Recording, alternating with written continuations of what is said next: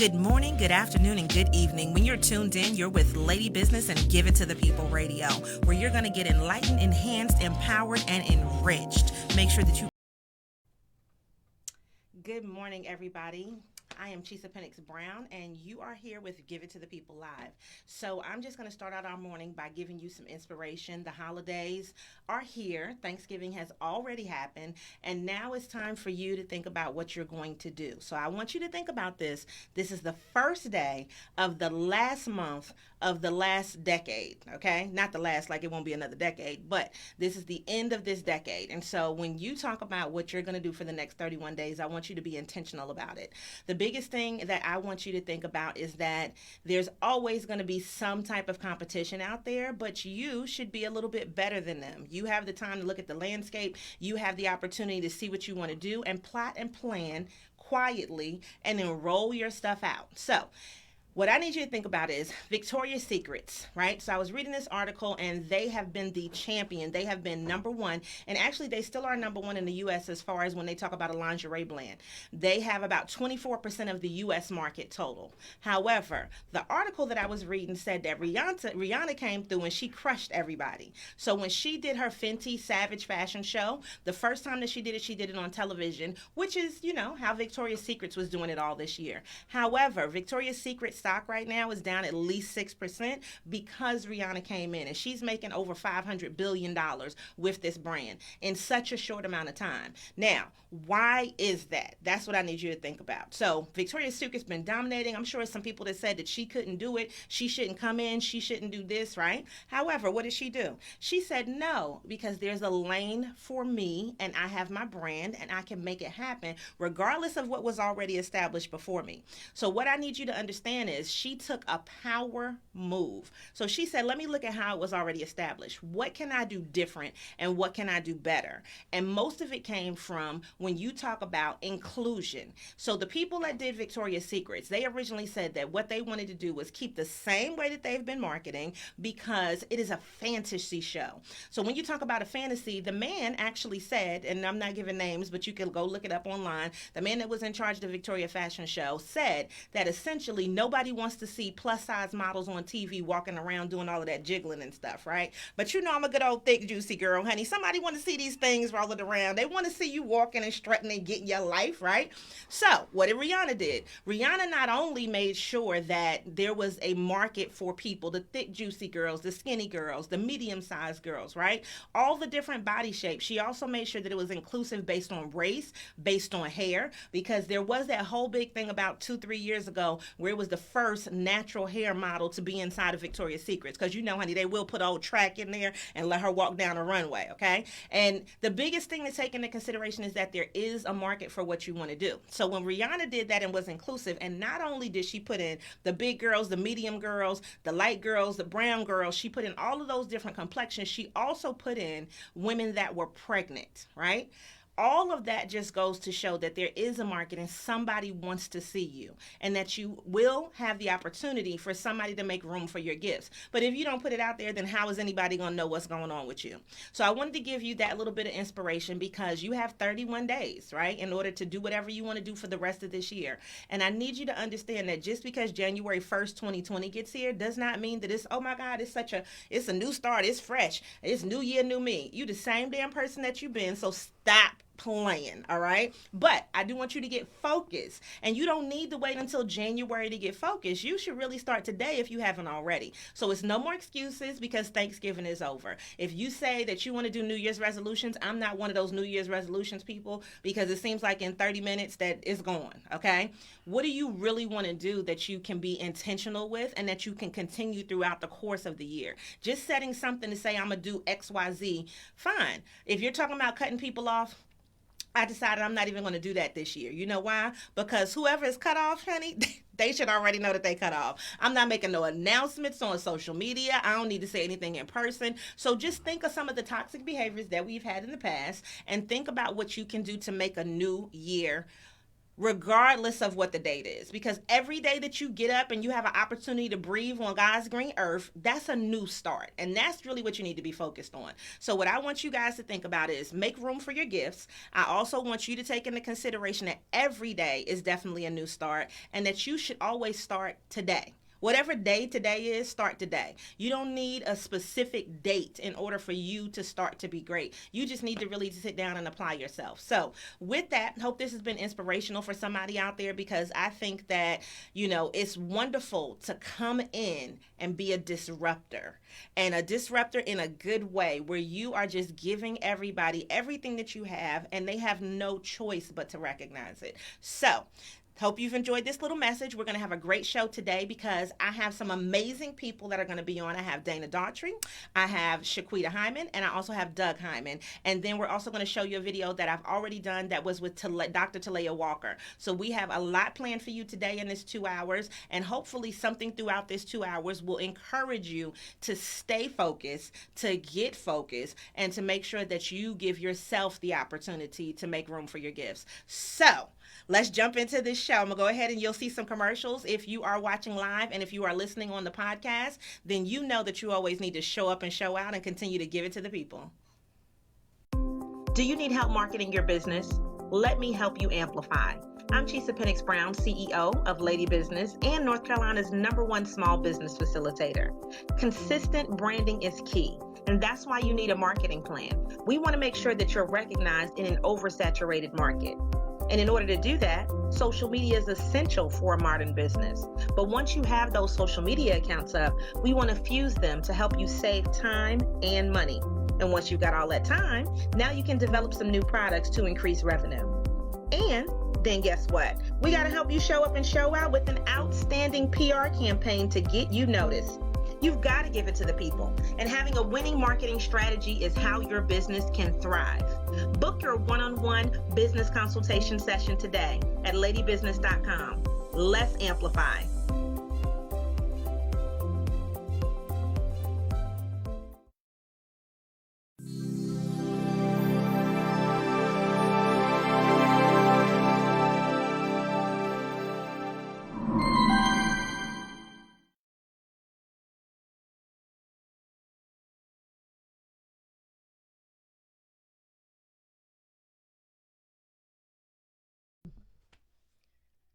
Good morning, everybody. I am Pennix-Brown, and I am here today with a lovely guest, somebody that inspires me, somebody that sends great text messages, just random, okay?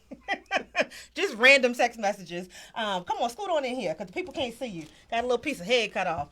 Hold up, what's going on? Can you see him? Can you see Dana? Yeah. Can y'all see everybody? Why he look cut off? Well, Dana, get back over there then. Okay, because you look like your head was cut off. No, where you put him is good. Right here? Okay, there we go. All right, there we go. What now? I'm looking at the screen. No, back over there. Okay, come on back over here. Because I'm looking at the screen and Dana is cut all the way off. There you go. We can't see him. A little bit further. Remember, that's delayed.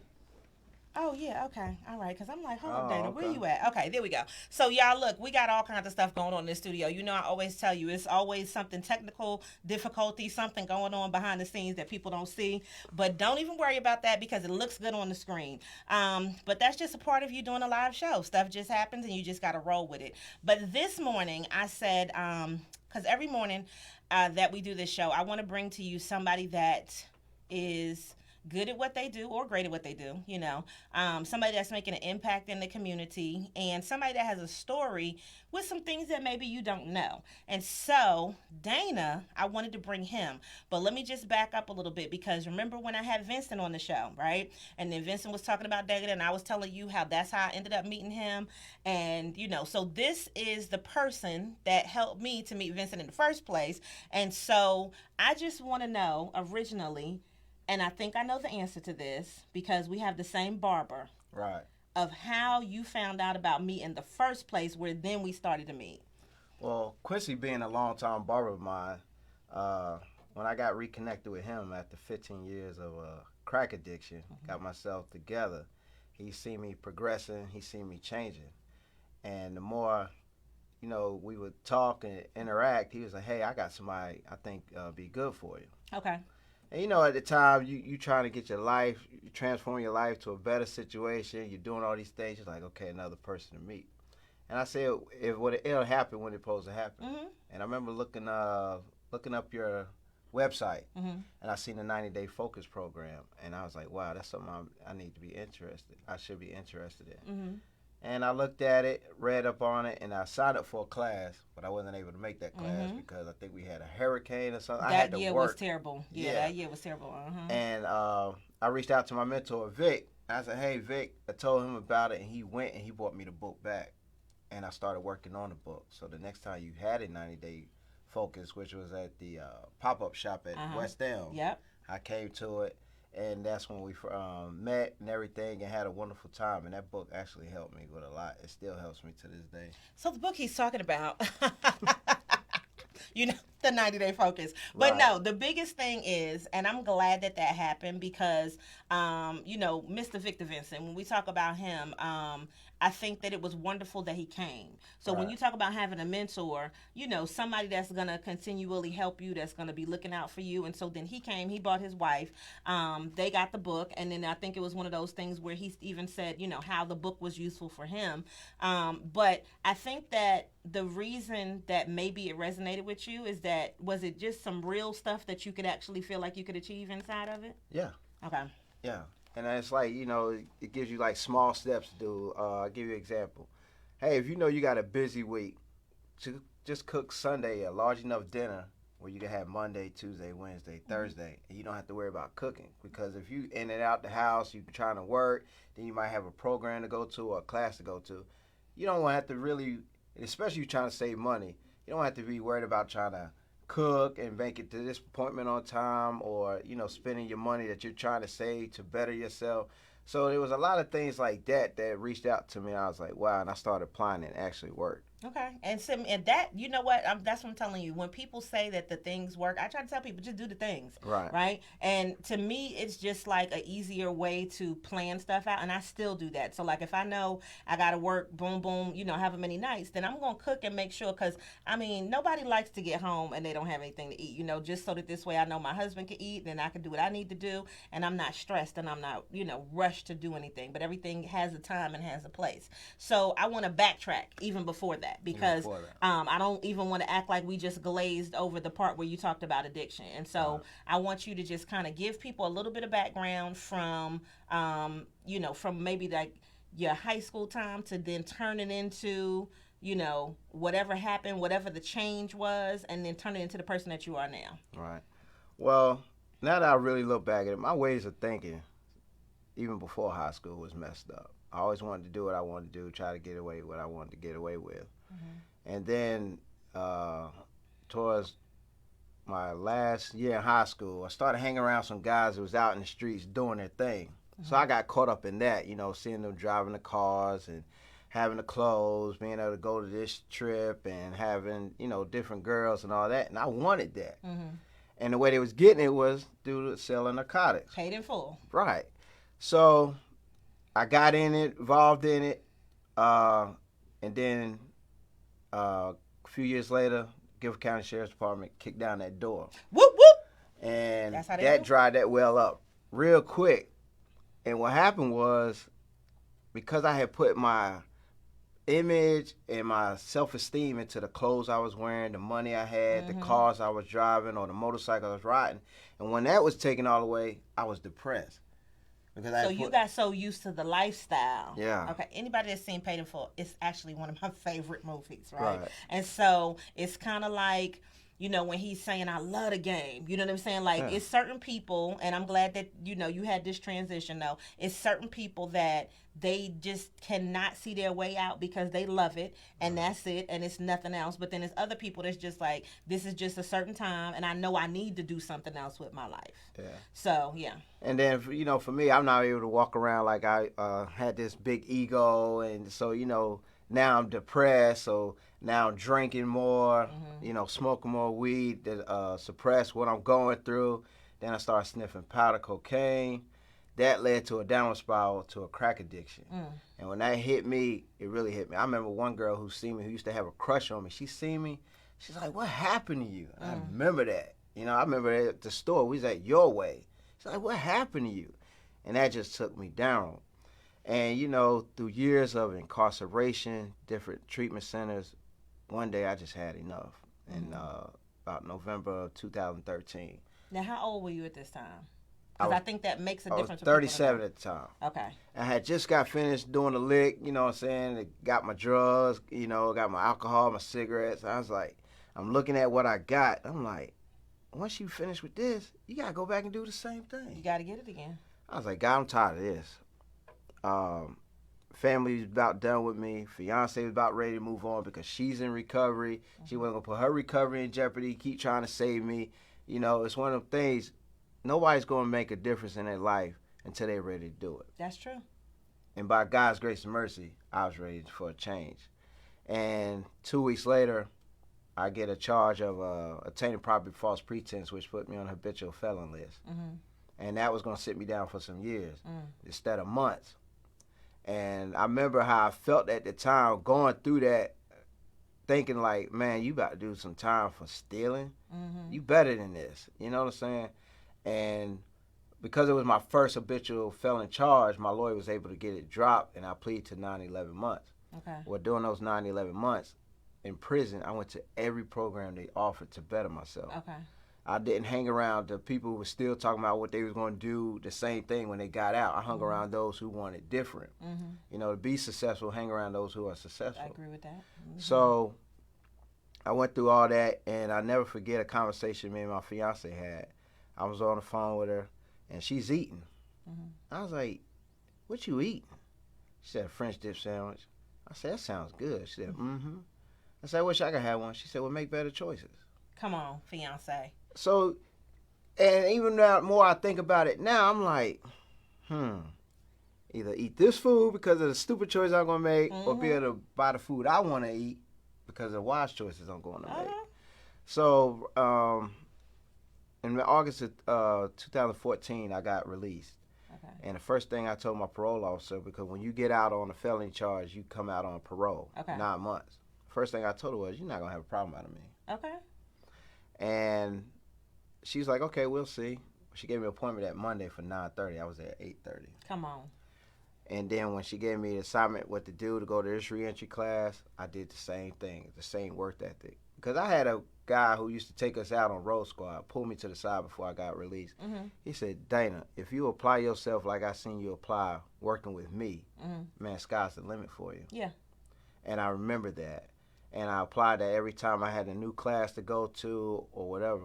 Well, make a long story short, at the end of my 9 months, I was her first one to ever complete parole or probation successfully.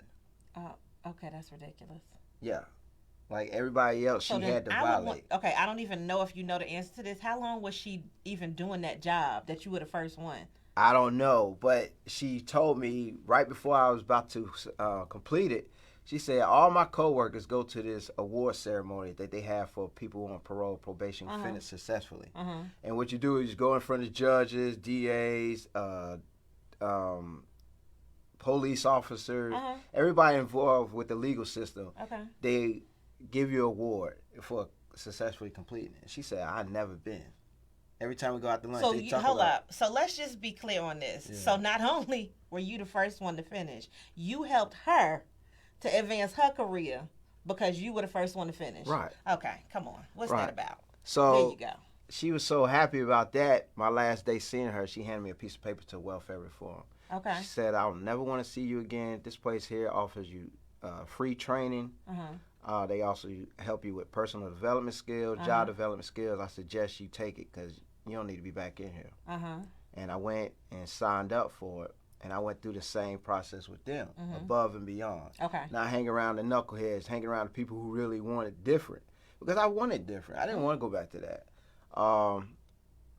To me, I felt like it was a waste of my time to keep going out here, doing what I'm doing, just to go back to prison or keep risking my life and freedom to give people money that don't even care about you at the end right now. You know what I'm saying? There's somebody who probably done spent all their money last night out here in the rain and can't go in a person's house that you just spent money with. So why would you want to keep doing that? Yeah. You're worth more than that. And that's what I wanted. And when I completed welfare reform, I had a HVAC certification, entry level, and I was applying, but I wasn't getting nowhere. So I would do side jobs. I always had the mentality of this: if I could work in the Guilford County kitchen for an extra tray of meal, or I could work at the prison for $8 an hour, then I can work for a minimum wage job. Yeah. Well, they had a minimum wage job posted. Okay. And that was for construction and yard waste. Okay. And when I did the interview, I remember the skills I learned in welfare reform to ask questions. I said, well, what is yard waste with? And they said, well, that's with the city of Greensboro. And a light bulb went on. I said, well, can that be full-time, potentially full-time? They said, yeah. I said, well, I want that. And they were shocked because a lot of people want construction because yard waste, you got to throw these big, heavy green grass bags in the back of a truck. Well, I was like, you know what? I'm going for it. Okay. And I did. And after 2 weeks of working that, I remember I got overlooked one day. And when the lady came back in, she said, Dana, I didn't see you. I said, no. But see, I almost went home. I was just like, they didn't need me. But something said, stay. So sometimes you better listen to that inner voice saying, stay. I'm telling you, stay it's in position. Yeah. But those, you know what? And I promise you, I have gotten so many conversations, opportunities, so much insight by just staying a little late at certain things every time. Because the thing is, people, and I'm not saying anything about getting to places early. I like to be on time. That's one of my things. It drives me crazy to be late. But sometimes that little stay after, because then it's like, well, maybe I didn't, see everything, but let me talk to somebody or who's left. And usually the people that are left are usually the people that are in charge of something, or somebody that just has some insight that they can give you, and that you just being in place. So that's why my old, tagline used to be show up and show out, because I'm a big believer that you just showing up sometimes, that effort that you put in to just be in the room is the thing where it's like, well, people appreciate you just showing up, and then don't actually have something on your mind that you want to do. Don't actually have something that you want to talk about. Don't actually have something that's really going on that's good with you, because then you give them a whole nother energy. So just being there. So now you were there, even though they didn't need you. So what happened next? Well, Victor called. Victor had just gotten rid of somebody for not showing up. And that was in another part of the city. That was during leaf season time. Okay. And they said, okay, Dana, go here. Well, after working that for a while and talking with people, they said, hey, man, we keep 4 temps around all year long. So I had to go through the process of making the cut.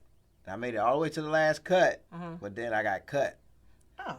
And I remember going out in the parking lot, I remember shedding a tear. And I looked up at the sky and said, God, thank you for whatever you're doing.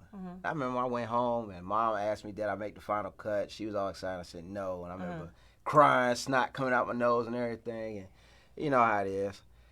And 10 minutes later, I get a phone call. It was from the guy that he actually chose over me. And he said, Dana, show up tomorrow and finish out your week. He said, because I'm not going to take the job. I just got hired somewhere else full time. Look at God. Come on. Okay. Right. So, I showed up. We talked to them, and they said, okay, we'll give you a shot. Well, lo and behold, I'm now a crew leader with the same city used to pay to lock me up. Look, hold up, y'all.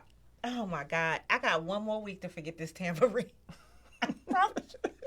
Oh, my God. I put it in my bag, and then I left the bag at home. I don't understand. The tambourine's got to stay here. I'm going to just buy an office tambourine. So, blah, blah, blah, blah, blah, I'm just going. Because that is amazing. So, when you talk about a story in a transition, and then you talk about being able to, when people always talk about overcomers, I think that, to me, that is something that's amazing. But you didn't stop there, right? No. Because then after you got this job, and then after you started doing that, then now you have started something. So I'm just going to let you tell people what you started, and then just give them some of the inspiration behind Dana Daughtry 180.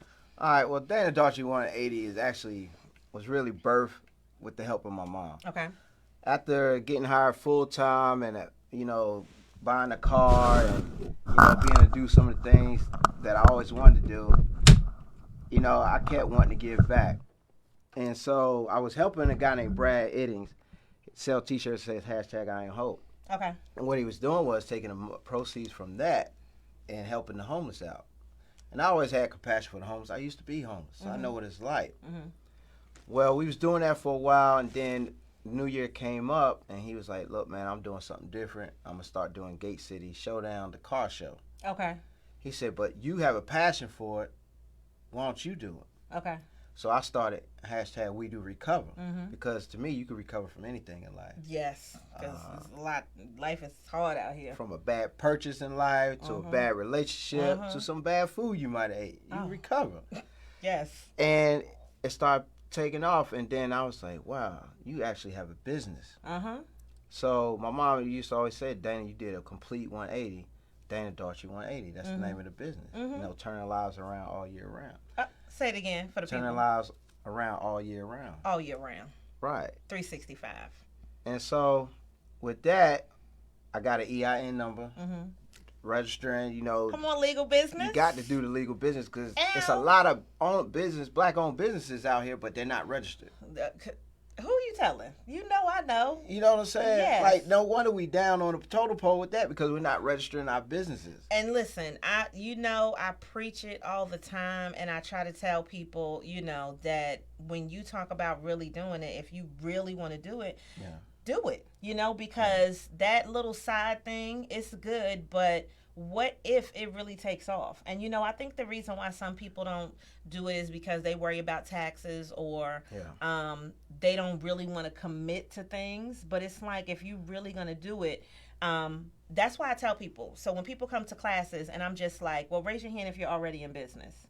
So you had those people that raise their hand. Well, raise your hand if you're not in business yet. And then everybody else will raise their hand. So depending on how I ask the question.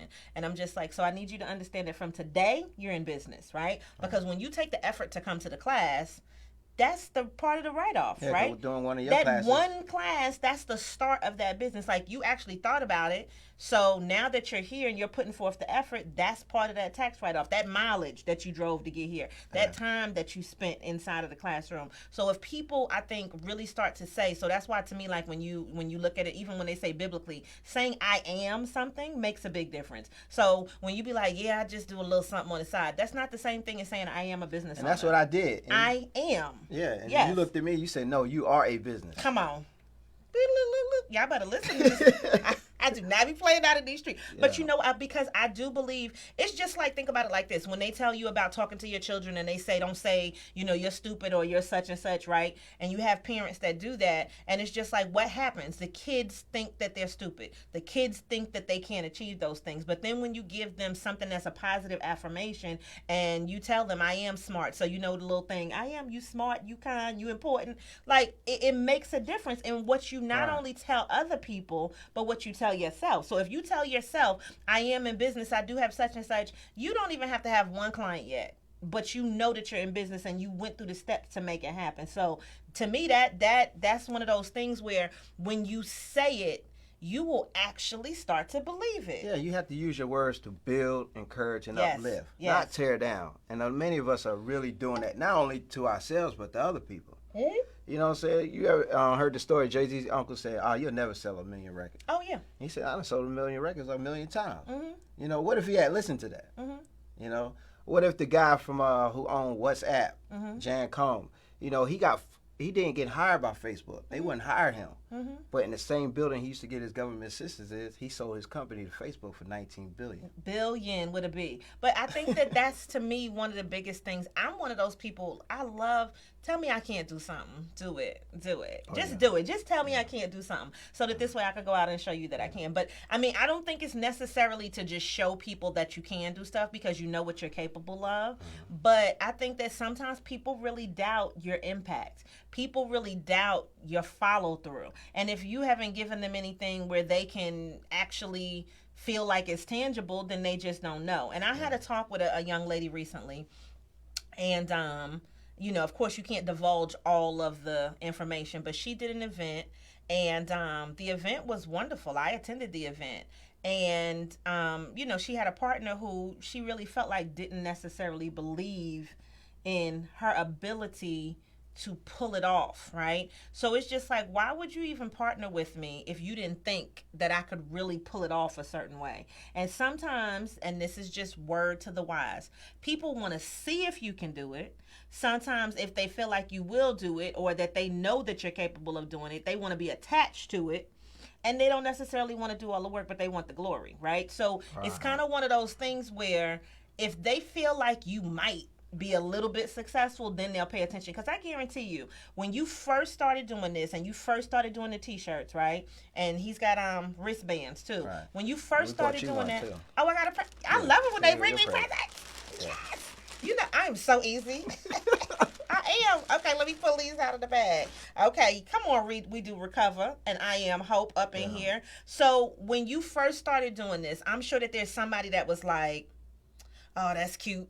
You know what I mean? I'm saying it like that because, that's, how people say it. Or, oh, that's nice. Oh, well, that's not going to do nothing. It's not going to make it. It was somebody that was a naysayer, right? But then I think there was probably somebody that was like, this is really nice that you're doing something, right? Okay. So, oh, yes, I got me a Dana Daughtry now. Oh, y'all know. Come on. I'm going to put this on, honey. I'm going to go get me a red lip with this. I'm about to do me some new hair, too. I'm about to give me a little do with this. I'm going to have a whole setup. I'll do a photo shoot. Okay, so, right, this is the thing, though. Somebody was like, well, what are you doing? Why are you doing that? You know what I mean? But then it was somebody that was like, oh, my God, I'll support. I'll buy XYZ. So whoever the naysayers were, and I'm sure you had some of those, but were there more people that were just like, I'll buy it just because it was you?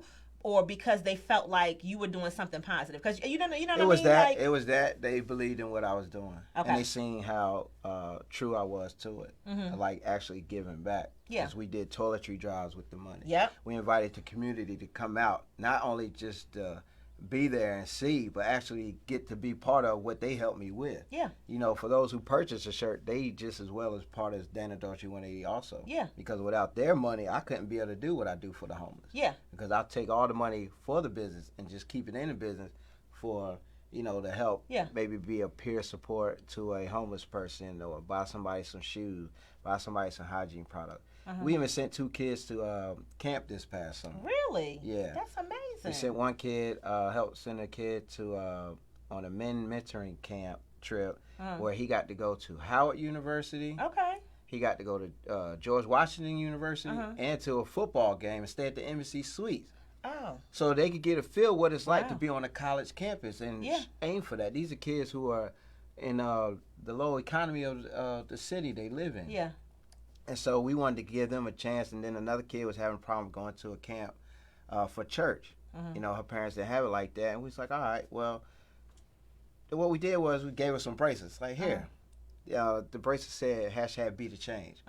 And when I seen her doing that, and she taking it, keeping all the proceeds and selling that, then I was like, you taught her how to start her own little hustle and her business right there. You do it yourself too. Come on, you better each one, teach one, reach one. Right, because somebody did the same thing for me. But and I think that it's like, to me, you are one of those people where you have this gift, you have this ability, but it keeps passing on to somebody else. So it's kind of like that pay it forward thing without you even, I don't even know if you're conscious of it, but sometimes it just naturally happens. Well, this is what I can do. Well, I can help with such and such, right? Yeah. And it makes a big difference. So one of the things I can say is I've given stuff because we collected the stuff earlier this year to give to the toiletry drive. Right. And I've had people, so I do want to shout out So Sincere Soaps, because she makes her own soap. She's based in Cary. She gave me a bag full of handmade, good smelling soap, right? That then I was able to give to Dana. And there were other people that donated and that contributed as well. And I've been able to see it. And I think that that's the biggest difference, is sometimes people say they're going to do something. Because let's just be clear, okay? Because now I'm about to get on a rant. I see these nonprofits out here, okay? And it's always somebody that's starting it for the wrong reason. And I have seen them doing random things that I don't necessarily want to say that they don't make an impact, but I would like to see what's actually happening. You know what I'm saying? When you talk about the nonprofit. So I'm able to actually see you doing the things out there with the people. And I think that makes a huge difference when you talk about, people donating the money, and then they can see what you're doing with it. And and it makes them more confident in that. So my question to you would be, going into 2020, what do you want to do? Like, what's the next step? What do you want to accomplish? We're already working on it. You better be on. Yeah, you can't wait till 2020 get here to start working on 2020. You got to start working on 2020 the year before, like now. 90-day focus. Right. Okay. We want a house. Okay. For homeless. We not just want to do toiletry drives. I mean, that's good and all, but when you handle the products, they're still out there. That is true. And there are ones who want help. Mm-hmm. So how can we provide them with the resources to be able to have substantial employment, substantial housing? You know, one of my ideas is, while Greensboro is trying to figure out the housing situation, why not teach them at places such as the IRC or Goodwill Service home economic skills? Okay. You know, they got to relearn how to live, because I had to. The only reason why my transformation was easy because my mom allowed me to move back in her house. Okay. I didn't have to worry about bills. I didn't have to worry about food. And that's a blessing, because there's plenty of people that'll be like, look, you was out here, you know. Yeah. And, you know, I think the biggest thing that we do, and I'm just going to say this because, you know, I'm blunt.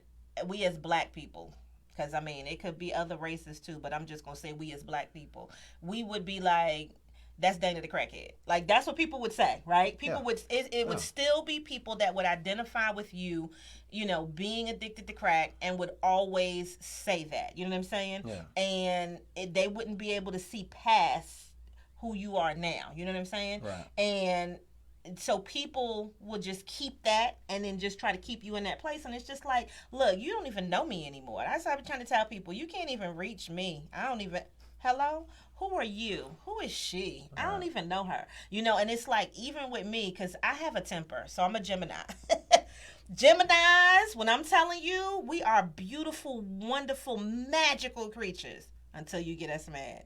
Once you get us mad, and I'm not saying this is not other, you know, horoscopes, but with a Gemini, once you get us mad, you really cannot turn it off, and it's really no coming back.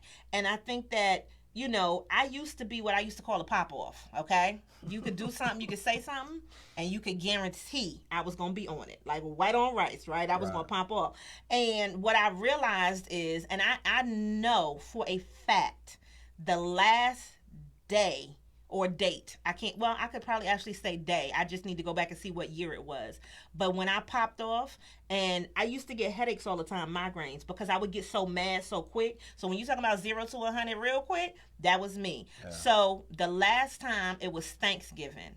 All of my family was supposed to be going to see Precious. I still ain't seen Precious, okay? So whatever that Thanksgiving was that Precious came out in the movies, that Friday afterwards, everybody was late. We wasn't doing such and such. And it's like y'all had all day to plan. Because see, me, I'm a planner, right? So I planned out the day, how everything was supposed to be, and then everybody's all cavalier, like it just didn't matter, and this and that, and I was so upset. I gave everybody the business, and then I didn't even go see the movie, right?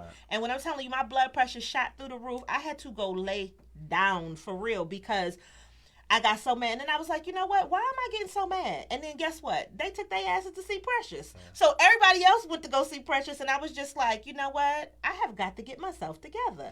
Because I think that your emotions can overtake you sometimes. And when you allow that to happen, and that's one of the things that I put in the book, you have to have self-control, you know what I'm saying, and self-efficacy to be able to check yourself, because you are the problem sometimes, and you don't even realize you're the problem. So then that's why it's like, now I try not to even get mad if I don't have to. Yeah, because if you can't control your emotions, then people got control over you. They do, because then it's just like, and the thing is, so after that, everybody else is having a good time, but they looking at you like you crazy. And then they, you know, and they just living their best lives, you know what I'm saying? They up here eating popcorn and drinking drinks, and you up here mad, you know what I mean? So I think that people will if you allow them to, will get you back in that old bag that you don't necessarily need to be into. And so if you have encountered people like that, because I'm sure you have, how do you react to that now? I learned to use them as my marketing team.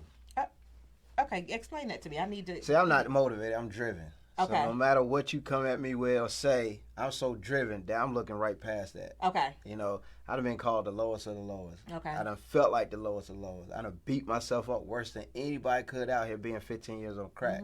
So that's nothing to me, because I tell myself every day I get up, I do morning affirmations. Okay. You know, I speak positive things to myself. I know I'm better than what I used to treat myself as. Nobody can ever treat you worse than you can treat your own self. You know? I agree. So I hang around those who want to see me go places. And that's another thing. Get around people who are successful too. Get around people, you might want to do something in life, but you don't know how to do it. Find that person who's doing it. Yes, and learn. And you know what? That's an important thing too, because you know how many people know so much, They just know so much, honey, that they don't want to listen. But it's just like, if I'm the person, and I've had this happen before too. If I had a lady come to class, and this did burn me up. This was this year earlier. I think I told you about her. And she said at the end of my class, where she clearly didn't know what she was talking about, right, in the class. And, well, who gave you the authority to teach these classes? And you know what I said? I did. I gave me the authority. Like, Right. you know, I think sometimes when people question you, you just got to check them real quick, and then you got to check yourself. And, you know, I think that word authority bothers my nerves. This is why I probably could, like, never go into the military or certain things. You know, this is why I don't need to be locked up either, because authoritarians bother my nerves. So it's just like, I'm serious. So it's like, it's certain positions. Yeah, you be in the hole. I do not. I'd be all the way in the hole, right? You be in the hole. I do not take well to that. So it's like one of those. If you know yourself, you know it's certain things you just shouldn't do, right? So it's one of those things where I think when people say things, it could trigger that old version. And I'm just like, when anybody has ever told me who gave you the authority, I gave me the authority, because if God gave it to me, then that means I have the authority over my life to be able to do things the way that I want to. But yes. Please, that's amazing. I've had like so much help. You know, Vic with the reentry expert nonprofit now. I'm a board member. He motivates me in so many ways. Matter of fact, he's like that big brother, dad, uncle. You know, I could tell when I ain't doing something right. He's like, yo, let me holler at you for a moment. Oh yeah, he give you, first of all, he look like, he'll be like, just look at you. Yeah, like, you know, like one of the mom looks, and then you kind of know what it is. Okay, so just for y'all that you can't see it, he's in the background laughing over here, trying not to like do outbursts. Right? Yeah. But I think that, yes, so he gives you that. But you know what? When you know that somebody cares about you enough, do you feel like sometimes you don't want to disappoint somebody either, because you know how much effort that they've put into you? Right. And you know, if you got somebody that's willing to pull you to the side, like I did this one time. After I got hired full time, you know, I'm kind of a little big-headed. You got the big head back. I said, hey, man, give me an evaluation. Well, it took him 3 years. He was like, you ain't hitting on nothing. No, just like. Basically, that's what he did. Oh, did he? Yeah. He said, let me evaluate He was this. like, yo, you Nothing. failing. Oh. And he told me. And what he said was, you're not taking advantage of every opportunity in front of you. Like, there's a pesticide license to go get. Okay. If you ever want to be in management, you have to have a pesticide license. You're not applying yourself like I know you can. You ain't applying yourself, Smokey. And guess what? I didn't take it the wrong way. I used it as motivation. So you were receptive to that evaluation. Because the thing is, you don't ask for the evaluation and then get mad you got evaluated. Right. Okay. Right. Because y'all out here be like, well, what could I do better? And they tell you, and you be like, yeah, well, I don't want to do that. I mean, like, it's one of those things where you know, but that's the thing. You have to be receptive. And it's even like in things where, this is what I think. Once you start to change, that doesn't mean that everybody that you knew was ready to change with you because they knew who you used to be. Yeah. So now you are a new creature. Okay? And because you that new creature, it's things you just don't do anymore. Even it took my mom a while. I mean, I'm not gonna lie, but because that was because of my track record, though. Yeah, like I'd start doing good a little bit, and then I go back out there. So she was waiting for you. She was just like, any minute now, any minute now. But it stopped becoming any minute now. Like, wow, he's doing it. He's doing it. Yeah. He's doing it. And then she became more receptive. Like, well, how can I help? And I was like, man, you let me move back in your house. You know, every time, sometimes she asked me to do something. I mean, I don't feel like doing it. But then I remember, on days like this, it's cold and raining outside. You could be outside. I'll be doing anything to be with my mom right now. So I remember that. You know what I'm saying? I'd be like, you go ahead and do it. Also, do have them pesticide license now, too. I know, because he sent me a message. But, I mean, I think that, look, this is the thing, though, is, and I've always been this person, if there is some goal that needed to be achieved for me to get what I needed to get, and I call it being selfish. Some people, they don't understand when I'm saying selfish.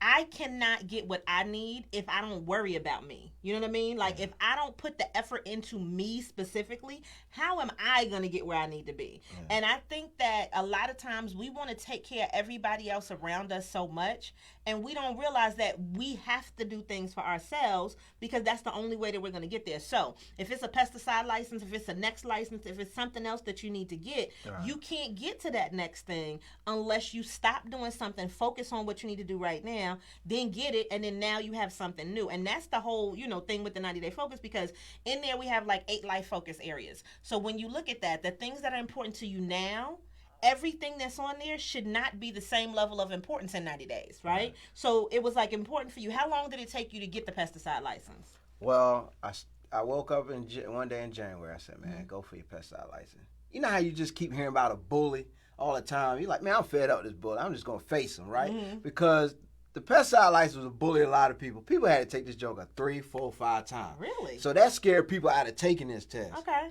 So I went to my supervisor, gave him the letter, just stating, hey, I want to take my pesticide license. That way, if they ever say you never asked for something, and always put something in writing when you're at work. That way, if they at your evaluation, they say, well, you didn't do this. You better go check that letter. Right. And that's another way you protect yourself. Well, I was supposed to take it in March. And they canceled the class because of low enrollment. But that's not your fault. Right. So the next class was in June. Okay. And so what I was doing was I was getting up at 3:30. I'd be in the gym by 4. I work out till maybe 5, 5:15. And then by 5:30, I'm studying because I clock in at 6:30. And I continued this and I continued this. And then in June, it came, I took the test. Okay. Well, it took about a week to find out. So I'm scrolling through. I mean, I'm in Atlanta. I'm all in my head. Like, if you ain't passed, you just got to do this, do that. Again. Yeah. And I'm scrolling through, right, and saying pass, seeing all these names under pass. Waiting for yours. Right. And then I seen fail. I'm like, oh, man, I'm in the fail. Then it said pass, fail. And it came to me, it said pass. Okay, there we go. Yeah. Yes. But, okay, so you did that earlier this year. So is there something else work-wise that you want to do? Because I think a lot of times people, and I mean, this is just an opinion, and I've changed my opinion over the years. It was one of those things where I wanted to leave my job so quickly, but I didn't leave it quickly, when I first left, because I knew that I had a goal for what I wanted to save, right? Yeah. So that meant I needed to do certain things. And at the time, I was working at Allied Interstate doing collections of all things, which it did teach me a lot of stuff, how to talk to people, how to get people to give you money that they don't want to give nobody else, right? That's what collections is. You owe this bill. Right. But it's just like, you can't just talk to people any kind of way and expect that they're going to give you this money and threaten them and all of that type of stuff. It's too much, right? So it was things and metrics, and so I always was there when everybody else was leaving. So like when people was leaving early on Fridays, I was there. When it was time to be there on Saturdays, I was there. Because then, guess what? When y'all came in on Monday, boo, I was already ahead of you because of Saturday. So to me, it was like one of those motivational things. Like, if I'm going to get here, then I need to do this. So I need to save this money or, get those things in order to prepare for the next thing. So we got the pesticide license now. So work-wise, because if there are things for you to achieve at work, that may bring you somewhere else that you didn't even think about being brought to either. Well, it kind of started. This past year, we had 2 crew leaders for the downtown district. One got a position in another department, and another one got a full-time job with UPS. So 2 crew leader positions came open. And by me having my pesticide license and me going down there on my days off working, when they needed help, they helped put me in a better position to now become a crew leader. Right. So with that, because I just told Vic, I was like, man, all this year I plan on being a sweep operator. I said, but now I'm a crew leader. And so the next step after that is supervisor. So now I'm taking classes. I'm even in Toastmasters, so I can learn how to better communicate, make speeches. I'm preparing myself to go even further. Okay. And with my career with the city. I love that. And I love doing what I do because it's like instant gratification. Like, you go down Elm Street, you see it tow up, we'll go through there, we'll clean it up, and then you ride through. It's like therapy for me. And me being in that position, I'm also getting to see and interact with some of the homeless. Yeah. So from time to time, I'll say, hey, how y'all doing? And, they getting to know me, I get to know them. It's a mutual respect, you know what I'm saying? And I getting to find out a lot about, the different homeless, because it's different homeless. There's chronic homeless, there's every now and then homeless, or some people just like living out on a limb. So that position actually puts me in a better position for Daughtry to be able to help it. So, right. But don't you think that's how your God work? I mean, just because, like, what are the odds that you get a job where you're still able to interact, and still get paid your regular, pay, but then be able to I don't want to say it's like volunteerism, but just be able to communicate, like you said, while you're doing your work, and then make that part of what your business is too. You know what I mean? Like, I think that extra connection is a reason why you're there. Because, I mean, you could have worked at the city and been somewhere totally, completely different, right, where you wouldn't have interaction. I mean, it just gives you a chance to treat the homeless like they're human, like they're supposed to. Hey, how y'all doing today? Mm-hmm. And after Speaking a couple, is a big thing. Yeah, and that's all I do. Hey, how y'all doing today? Well, we doing all right. Because after a while, they be like, hey, this guy's serious. He talks to us every day. You know, then they say, hey, man, how you doing? Or they laugh and joke with you. Yeah. For that 5 minutes that you probably talk with them, or that 1 second, man, they feel human again. And then when they see you again, you know, they day might not be going well, and you speak to them.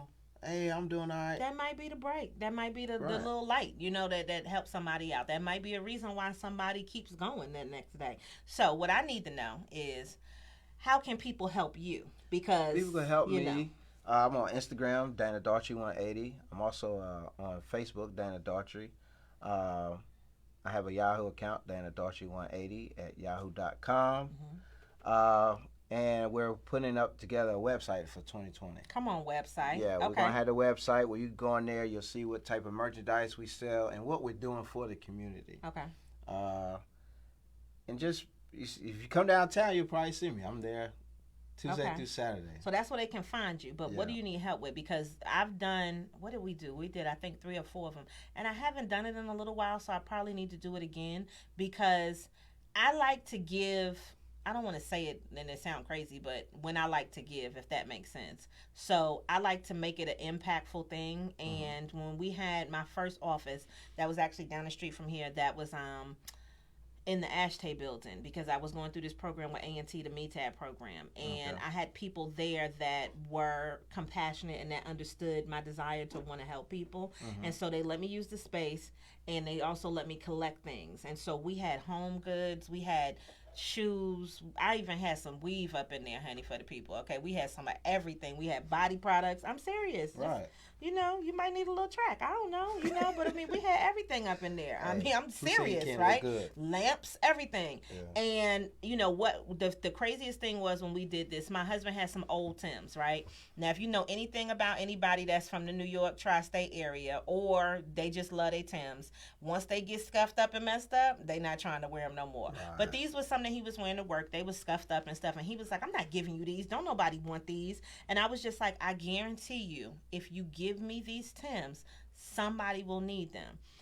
So it was this dude out there. He was about the height of my husband and everything. And he came in and he tried them on and he was like, oh my God, these fit. And I was like, you want them? And he was like, yeah. And he was like, yeah, because they Timbs. And so, he was talking about, of course, the weatherproofing and stuff. So mind you, they scuffed up on the outside, but that was something that he needed for his feet, and they were his size, right? Because they was a 12. So I asked the dude, I said, listen, my husband said nobody will want these Timbs. I was like, do you mind if I take a picture of you? And I asked him, of course, you don't just be doing that to people. Right. And just show him like that somebody really wanted these things. And the dude was like, yeah, sure, no problem. And I took them. And then my husband was like, that was really nice. And it was like it clicked into him that just because you don't want something doesn't mean that somebody else doesn't need something.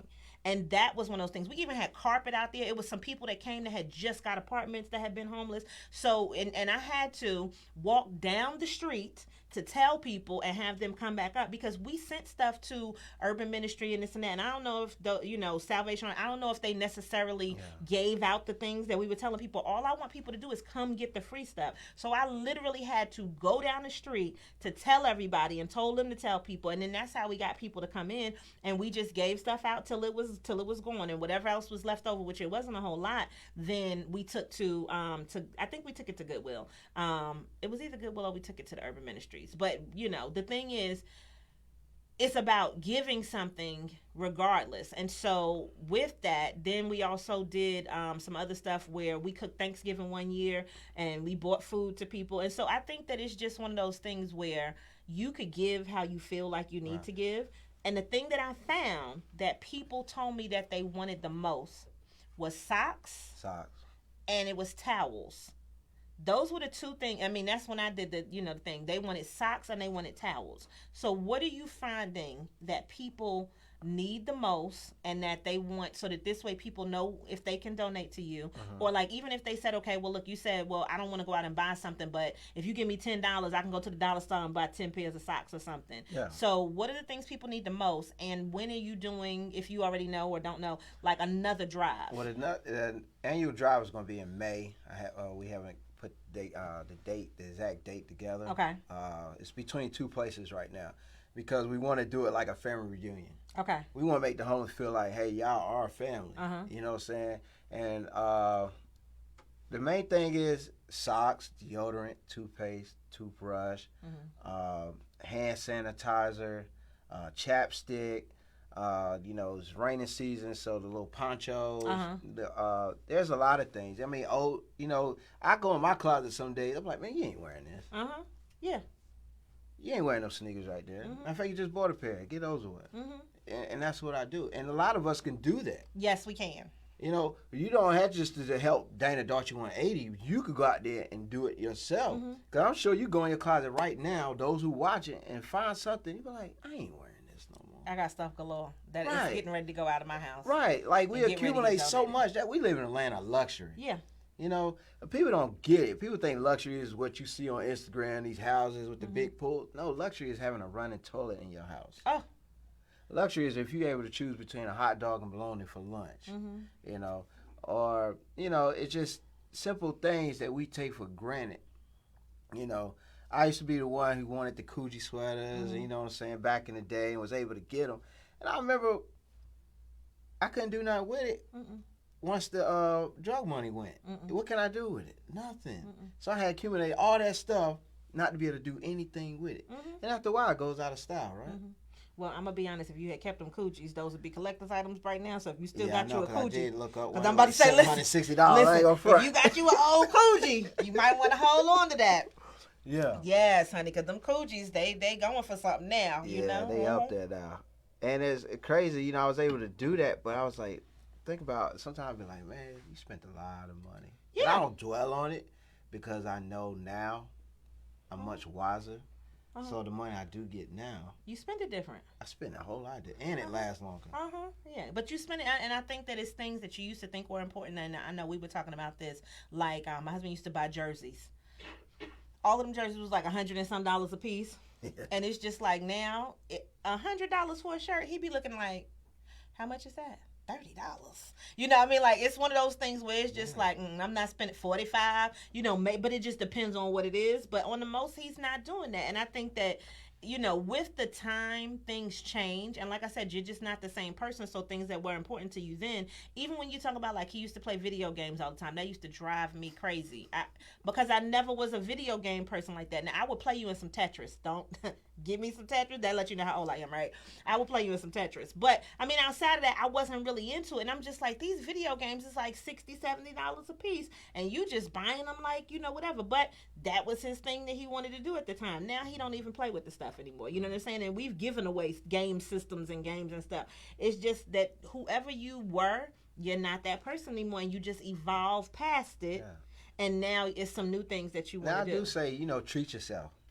If you out here working hard, you got your priorities together, you paying your bills, you ahead, treat yourself to something. You deserve to, But don't make it like as soon as you get a paycheck, I got to go get this, I got to go get that, Because who said it best? Warren Buffett said, you buy the things you don't need, you want to end up selling things you do need. Yeah. And I mean, the thing is, I am a huge believer of treat yourself. I do. I love to treat myself. But I don't treat myself till after those bills are paid. Right. You know what I mean? And like it's one of those things where I think that your priorities should always be self-preservation.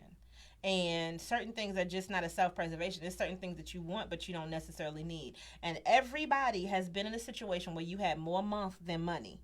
So when you really think about that, then you start to evaluate what you spend. And I think what's crazy is when I have more money, I'm a lot more frugal. Like, I'd be like, $4.99 for shipping. Forget it. I don't even want it no more, right? It's just like, that's what? Me. Why are you so crazy, right? Like, and mind you, because I got Amazon Prime, so let's break it down. Right. It's $119 now per year for Amazon Prime. Okay, so I feel like you have already gotten my money. Now, mind you, they're not even really making the whole bunch of money on this Amazon Prime thing. However, if I see something and it has a shipping, I'm like, I need to find another product that's free because I've already paid for the Amazon Prime. Yeah. So when I see stuff that I want and I cannot find the alternative and I have to pay that extra $4.99 for shipping, do you know how disgusted I am? I was like, this is ridiculous, right? And it's just like the things that you start to think about, you just evaluate stuff a lot different. And it's something so simple, but it's like, wow, what else could I do with that $5? You know how much stuff I could get with that $5? Right. So I think that, it does help you to have better spending habits when you've been in a situation where you didn't have. And you know what the value of that dollar meant today than what it might have meant 5, 6, 7, 8, 9, 10 years ago, or the month that you just didn't have something, and you just got to kind of get through. So what I like to do at this time of year, this is the time of year where I invest the most amount of money because I buy the things that I need to go into next year, right. And so just as a tip, because I want you guys to take advantage, like it's Cyber Monday getting ready to come up and all of the rest of this. If there are things that you need for your business, this is the time to buy them because it's probably going to be the lowest that it's going to be, in between now and, Christmas. So if there's memberships to things, like I just paid something to get, like one of the sites where I use it for doing graphics. Instead of paying monthly, they had 50% off for the whole year. So I think that when you start to see that, this is the time to spend to get those things, because guess what? They're going to do the same sale next year, right? So why pay full price for things that you don't need to pay full price for?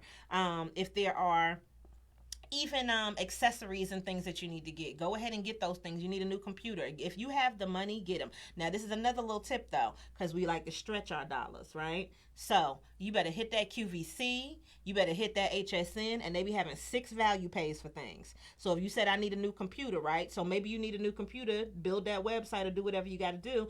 You could get a computer, and computers are like $200-$300 now. Like you ain't got to buy a whole MacBook Pro and do all of the rest of that type of stuff. You could get stuff them Google Chromebooks is like $100 and some change. But wouldn't that be better if you could break that up over the next 6 months and you only paying like $20 or $30 a month, and then it be paid for before the summertime gets here. So right. I like for people to be able to stretch their dollar, for them to be able to get stuff as free or as inexpensive as possible. And it might be the time now for you to, if you're going to start a business, to invest in those things that you know that you're going to need. And then also like reevaluate what you're spending on now, so that this way you can see where you can cut costs. Because things that I wasn't really using, right. I went through last month.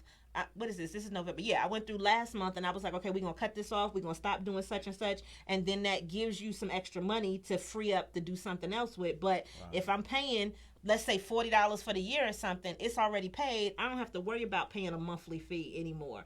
And then now I know I can go ahead and stretch my dollars a little bit. So this is the time to get ahead if you can.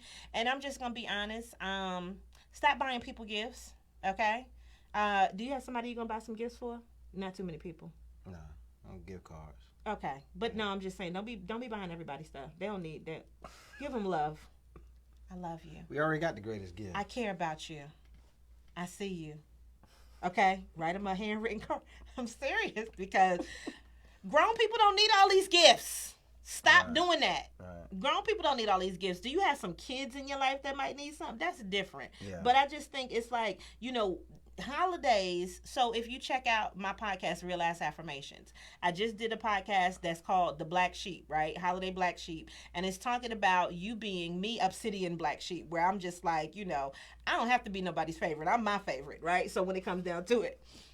And I think that once you get there, what happens is the holidays, you feel like you're expected to spend more on other people. And if you be selfish and focus on what you need, your business, your health, your immediate family, you can't be spending on all of these other things. You got to focus on you. Get what you need. And then if there's something left over, then if it's something left in the cup, then you can pour something out to somebody else. But you can't help everybody if you don't help yourself first. Yeah, definitely. That's just it. What y'all know about that? Stop helping all these people without helping you first. So what do you what do you want to do long term? Because I know we talked about 2020. So if we want to, you say you want to get this house, is there some big gigantic dream that, because I always like to think of the thing that you just know right now, you just cannot do it right now because of resources, money, time, whatever, but you see this big vision for Dana Daughtry. So what's the big vision?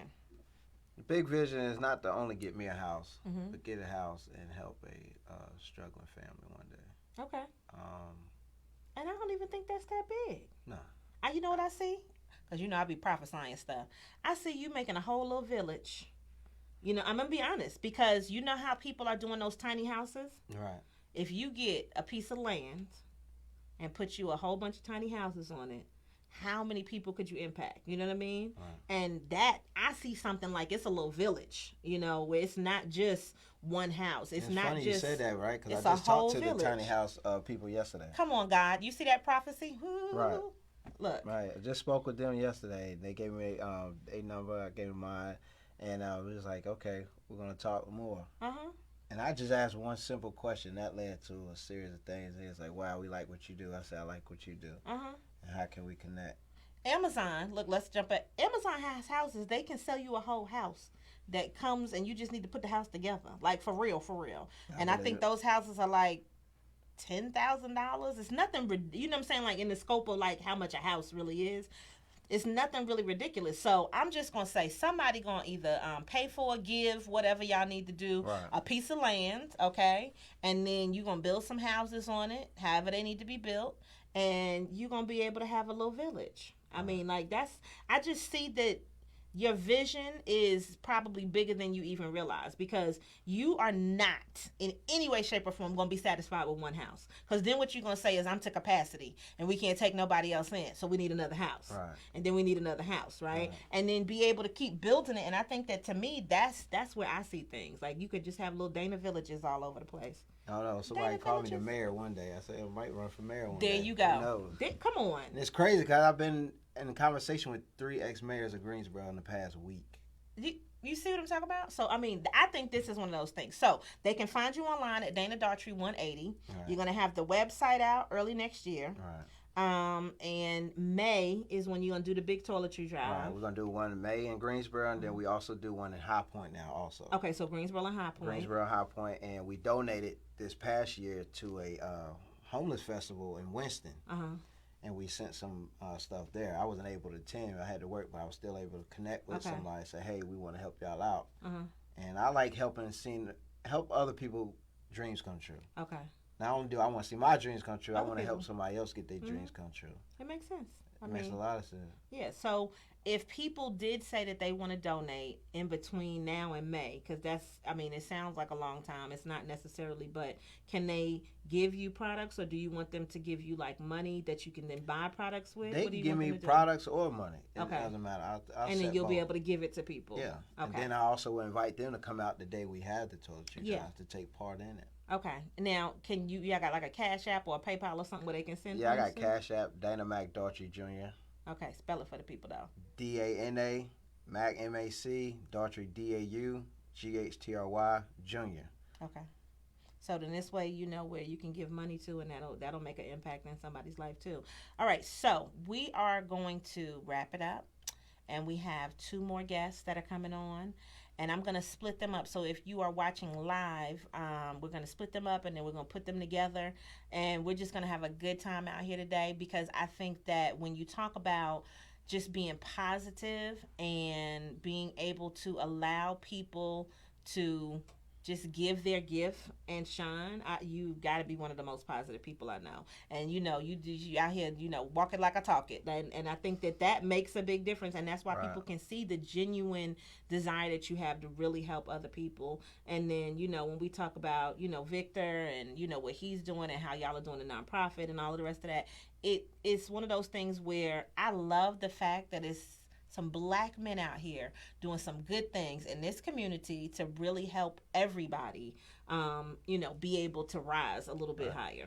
Jasmine Beard told me one day, she said, keep telling your story because you might help another family with somebody in their family struggling with the same thing you do. Definitely. So every time you get a platform, tell your story because you're helping more than people, you're in recovery with. You're helping families who don't even know nothing about recovery or done give up on a family member. Mm-hmm. You know, so keep telling your story and always look for a way and opportunity to help somebody else out also at the same time. And I mean, you had a lot to be thankful for, and so just realizing that is a blessing in itself.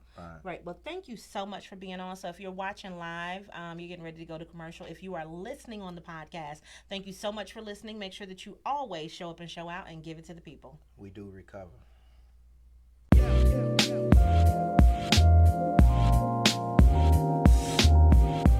Good morning, good afternoon, and good evening. When you're tuned in, you're with Lady Business and Give It to the People Radio, where you're going to get enlightened, enhanced, empowered, and enriched. Make sure that you always tune in to Give It to the People Radio.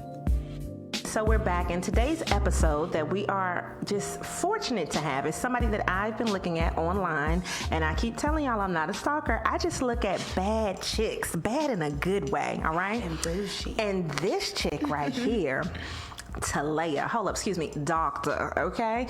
I was like, she is amazing, and I told her a little story that I was actually showing one of my classes, her TED Talk, and then I found out she was going to be one of our speakers for Engagement and Inclusion Summit, and I was so excited to meet her. So please tell them who you are, Dr. Walla.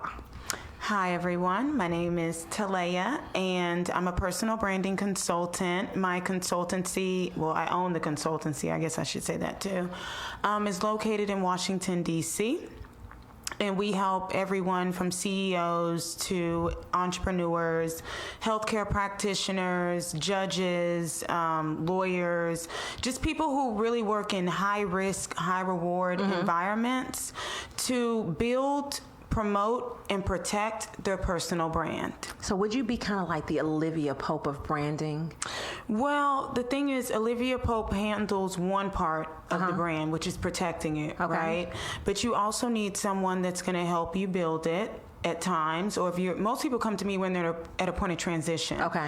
So maybe you are a CEO in one industry and you're trying to transition to another. Maybe you're looking to retire and now you're like, hey, how do I monetize my expertise after I'm not working anymore? Maybe I serve on a board. Maybe I have a book. Like, what am I going to do? Maybe I do speaking. Maybe I open up my own consultancy after I leave a company.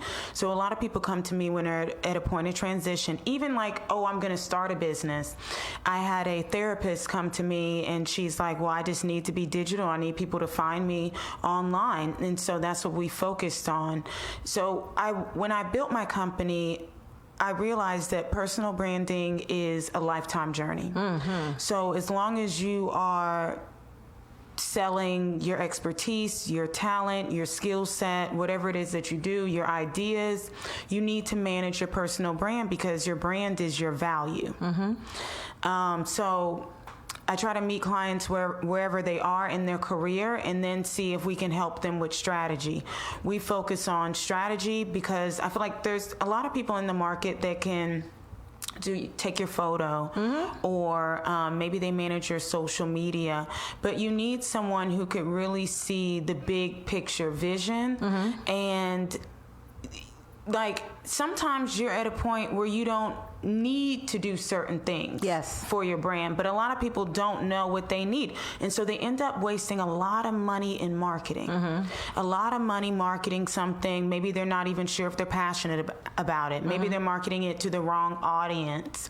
So those are things that my firm helps people with. Okay, and that's a wonderful thing. So just as a question, I'm just going to throw this out there to you. So let's say there's somebody and they have probably enough clients, but they know that they want to transition from doing what they're doing.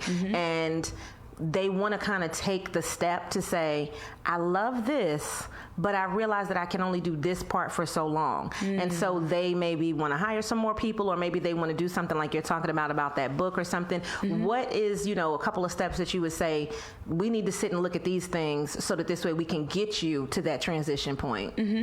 So I work from a framework, and, there's no cookie cutter anything that somebody could tell you without knowing what your brand is. So the first step is is to sit down, figure out what your goals are, how you see yourself or how you want other people to see you, what your economic goal is, what your business goal is. I start with that so I can keep my eye on the money at all times. Come on, eye on the money. Hashtag eye on the money. Eye on the money. And then from there, I need to know how other people are perceiving you right now, right? So in order for you to make that transition, people need to see you in a certain way for them to start investing in you to be the best person for that job or to start that company. Okay. So that's the first thing that we would look at. There's nothing that's generalized that I would tell anybody. Okay. We are a research-based firm, so like, you know, when a company is launching a new product, they're going to hire researchers to figure out, okay, what is our who is our target audience? What are they thinking? That's what we do. Okay. And so, yeah. So it's no like, okay, just do this and that's the answer, right? So when you're talking about this, and Brandon, because people absolutely loved your session today, like they were raving as soon as they walked out. They were like, oh my God, I love her. And I was like, I knew you would. And that's kind of one of those things. But do you ever get overwhelmed by people seeing you and knowing you from your brand? Like, do people run into you in Target? Or, you know, Target is usually the place. Does that overwhelm you as an individual? I've had people, and that's the thing. I've had an ounce of fame, and I always knew that I never wanted to be famous. I always knew that. I always knew that I wanted the money without the fame, and that's most people. Most people tell you, like, I just want to be in the background making all the money. I don't want people to know that I got all the money. You know, not that I have all the money. I'm just saying that that's what a lot of CEOs and people that we know of still think. They don't actually want the fame, and I've had like people. I would be in a public restroom and they would come out, oh, Dr. Waller, and I'm like, wait, where did you come from? I've had people just try to insert themselves into my life simply because they feel like they can get a little bit of visibility, and it's just completely insane to me because I just don't feel like I'm anywhere near that, you know, but I just had a little bitty ounce. I'm like, this is why celebrities go crazy. It is, and I think that that's one of those things that you can I don't even know if you can actually prepare yourself for that, but you'd be surprised at how many people probably saw that TED Talk and then just wanted to meet you, right? And so it's kind of one of those things where your job is building the brand, but maybe you did too good of a job when people start to kind of come at you that way. So I know that can be a little scary. No, it's very scary. I've had people leverage their jobs. Ooh. Yeah, very high-powered jobs. And so then you start to see and then living in Washington, D.C., you see a lot of crazy stuff. Oh, I believe it, yeah. You see a lot of crazy stuff, but it's nothing that I want anything to do with. I don't like it. But you know what? You're awesome. And I think that that's one of those things where I could see people wanting to align with you, but it needs to be the right way to do things. For the right reason. And for the right reason. So what piece of advice can you give anybody who they're saying, look, I got a company, but I don't have a brand? What's one thing you would tell them? Well, wait, actually, I just realized that I gave you all the negative stuff about visibility and none of the positive stuff. Give me a positive. And I realized, like, I've also had people come up to me and say, well, this one young lady, I was at an event, Congressional Black Caucus event a couple years ago, and she came up to me and she said, oh, Dr. Waller, I follow you on Instagram. I saw when you graduated with your doctorate, and it made me go back to school and get a second master's. I've had people reach out to me and say, I saw your TED Talk and I jumped up in the middle of the night, and I have 3 kids and I'm just trying to figure out what I can do, how I can work from home, and it just really set me on the right path. So I've had a lot of those good, like, and that fuels me. Oh, it should. And I'm just like, this is why you doing all this work for free half the time. You know what I mean? And it's really for the people, and it's really something that I truly feel like can change somebody's life, because we live in a world where 26 people own as much as half of the world as well. And that's ridiculous. It's ridiculous, and we're afraid to ask for our worth. We don't even know our worth. We don't know our value. We don't even understand that we're valuable.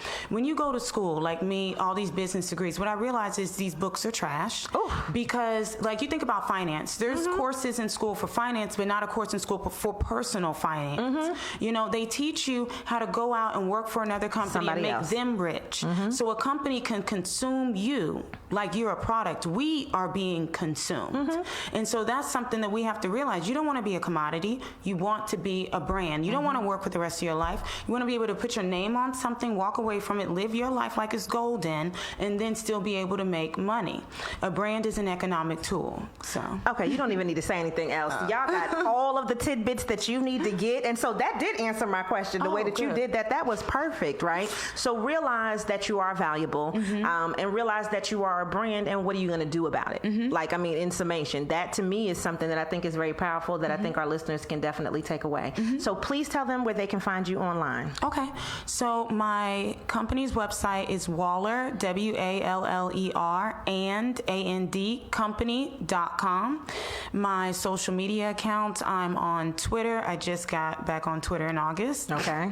And my handle is my name for really everything. LinkedIn, Instagram, Talea Waller. So. All right. So guys, make sure that you check out Talea Waller, and she can give you some brand tips online, and you can just see how she's doing her thing and just keep up with her. All right. Don't stalk her in a bathroom though.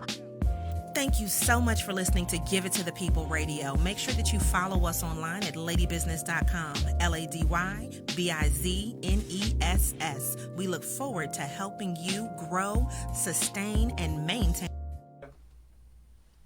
All right, and we're back with another wonderful episode of Give It to the People. And today I have somebody that I met through coming down and just doing what we were doing over at Alamance County. And I was like, when she walked in the room, well, who is this? Okay, and I'm telling you, I mean, I love to give somebody a compliment. I was like, oh, she is cute, honey, and this makeup is done, and I love an old good face, too, right?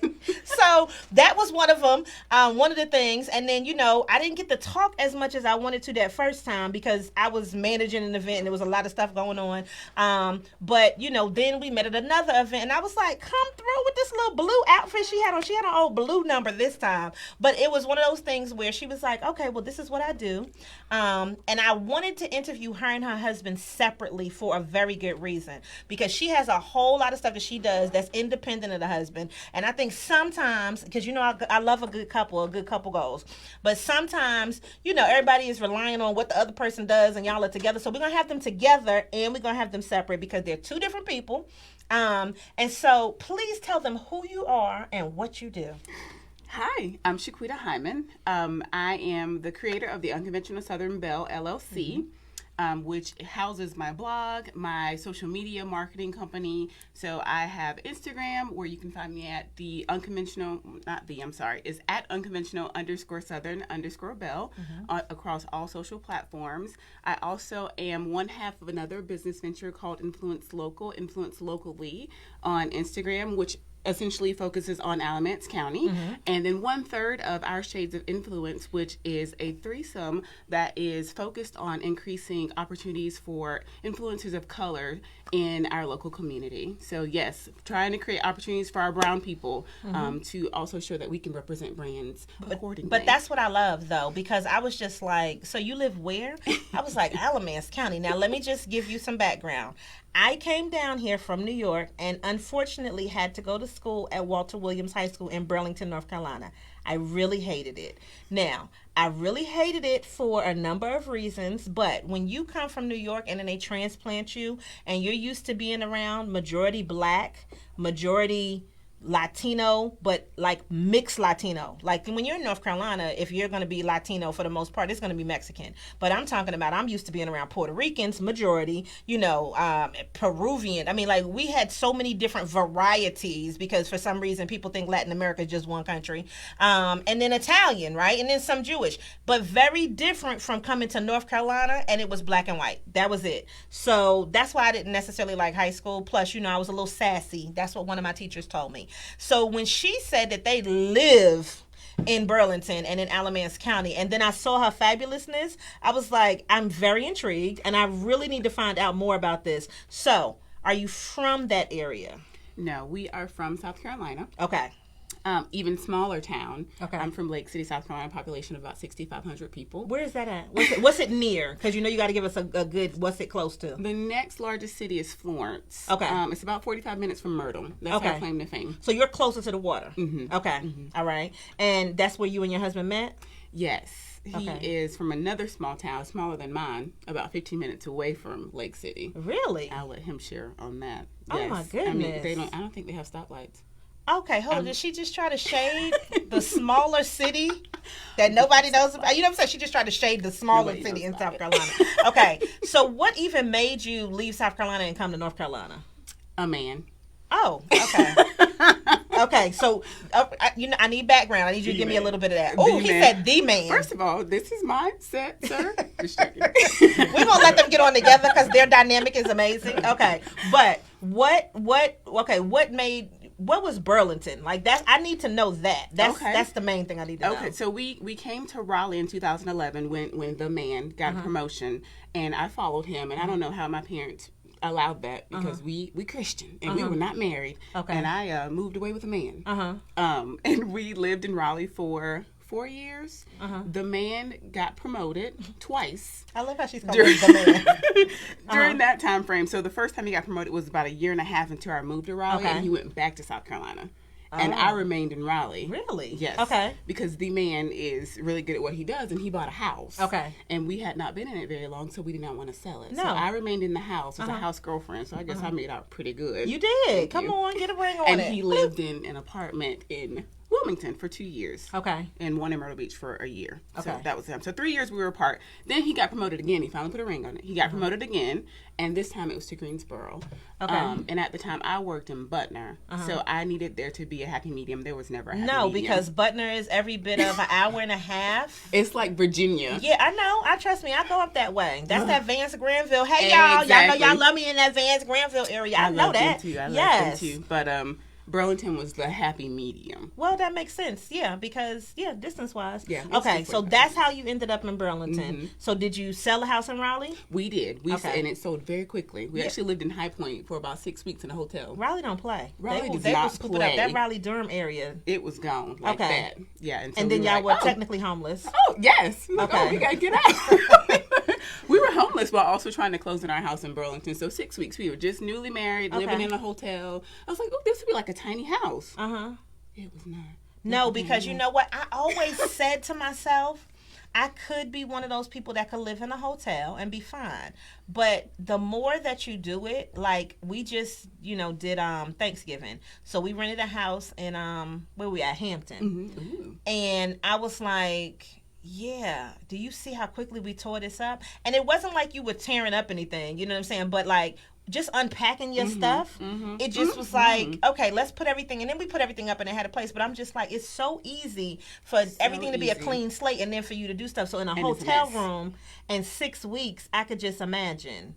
And I could also imagine, since you a fashionista, oh girl, you didn't have any space for your stuff, did you? I can't even remember. I've blocked it out of my mind. I don't know how we survived. How do we make it? Yeah. That's a lot, though. It was a whole lot. But we settled into our home in March of 2016. So almost 4 years we've been in Alamance County. Okay. All right. Do you like it? Love it.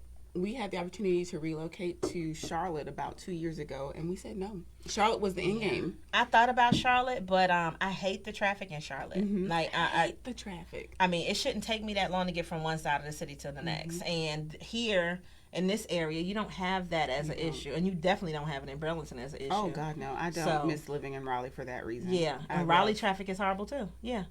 It definitely is. It's the worst. It gives just the traffic to get into Raleigh is what the issue is. But Charlotte is internal traffic. We're not even just talking about the highway. So, yeah. So, either way, now you have good traffic and everything. So, I need to know about the blog because when I met her and she was like, oh, well, this is it. And I was like, oh, my goodness.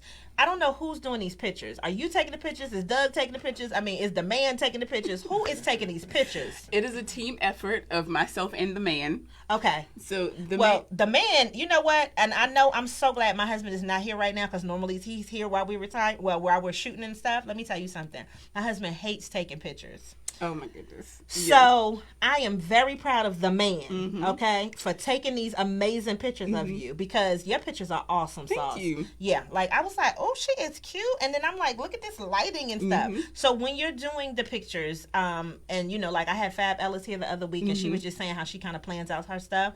How are you planning out to do your shoot so that this way you have that content? Because just having the blog is one thing, but the pictures are what people are coming for. And I love Ashley, by the way. Hey, girl, if you Hey, watching. I'm actually trying to get better at that. So we have shoot days. For example, Sunday is our shoot day. So today would be a day that we would go shoot.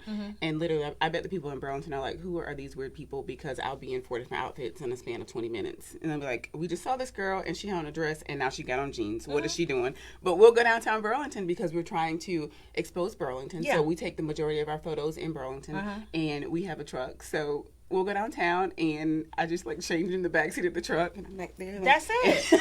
He's like guarding it. And then I pop out and I'm like, bam.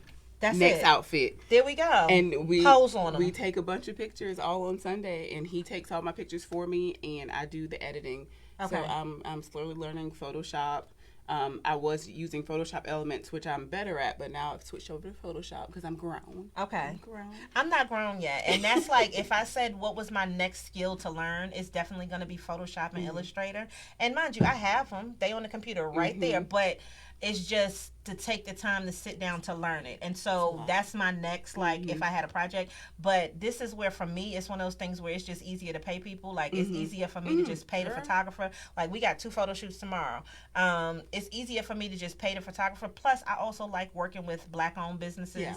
And so then I know that I'm supporting another Black-owned business. They, you know, do great work and stuff. So I do them less frequently. But I think that that's good because you are doing this blogging thing. Are you considering this full time? Because you have other businesses, which I want to get to that too. But I think that, to me, it's always interesting when a person can take their passion and turn it into a business that is monetized. And everybody can't do that. Yes. So that's why I'm like, I want to talk to you about that separate. But you have 2 other businesses. Yes. And I actually have 2 other jobs. What? Okay, she's about to get cut all the way off. Okay, tell me the details. What's going on? I am a full-time employee of the Autism Society of North Carolina. Really? I serve people with autism. I actually serve the Greensboro office as well as the Fayetteville office. So I write behavior support plans. I train staff. I train families. I collect data. I analyze data. I do all those things. So that is my 9 to 5. 5 days a week. I did not think you had I don't want to say it like a real job. I know. I know. I just didn't think you had a real job. I'm looking at the stuff that you're doing and I'm just like, okay, everybody don't says no the same thing. They're like, when are you at work? I am holding these pictures and posting them strategically. Monday through Friday, she's at work, right? Most times I'm at my desk and when I post them, like, oh, I'm writing this plan. Let me post this picture right quick. This is evidence. Don't. Oh, they know. They know. Oh, okay. Because I was about to say, because you know, people be like, see, that's why she wasn't doing. We don't need evidence. Listen, earlier this year, I was interviewed by the News and Observer in Raleigh.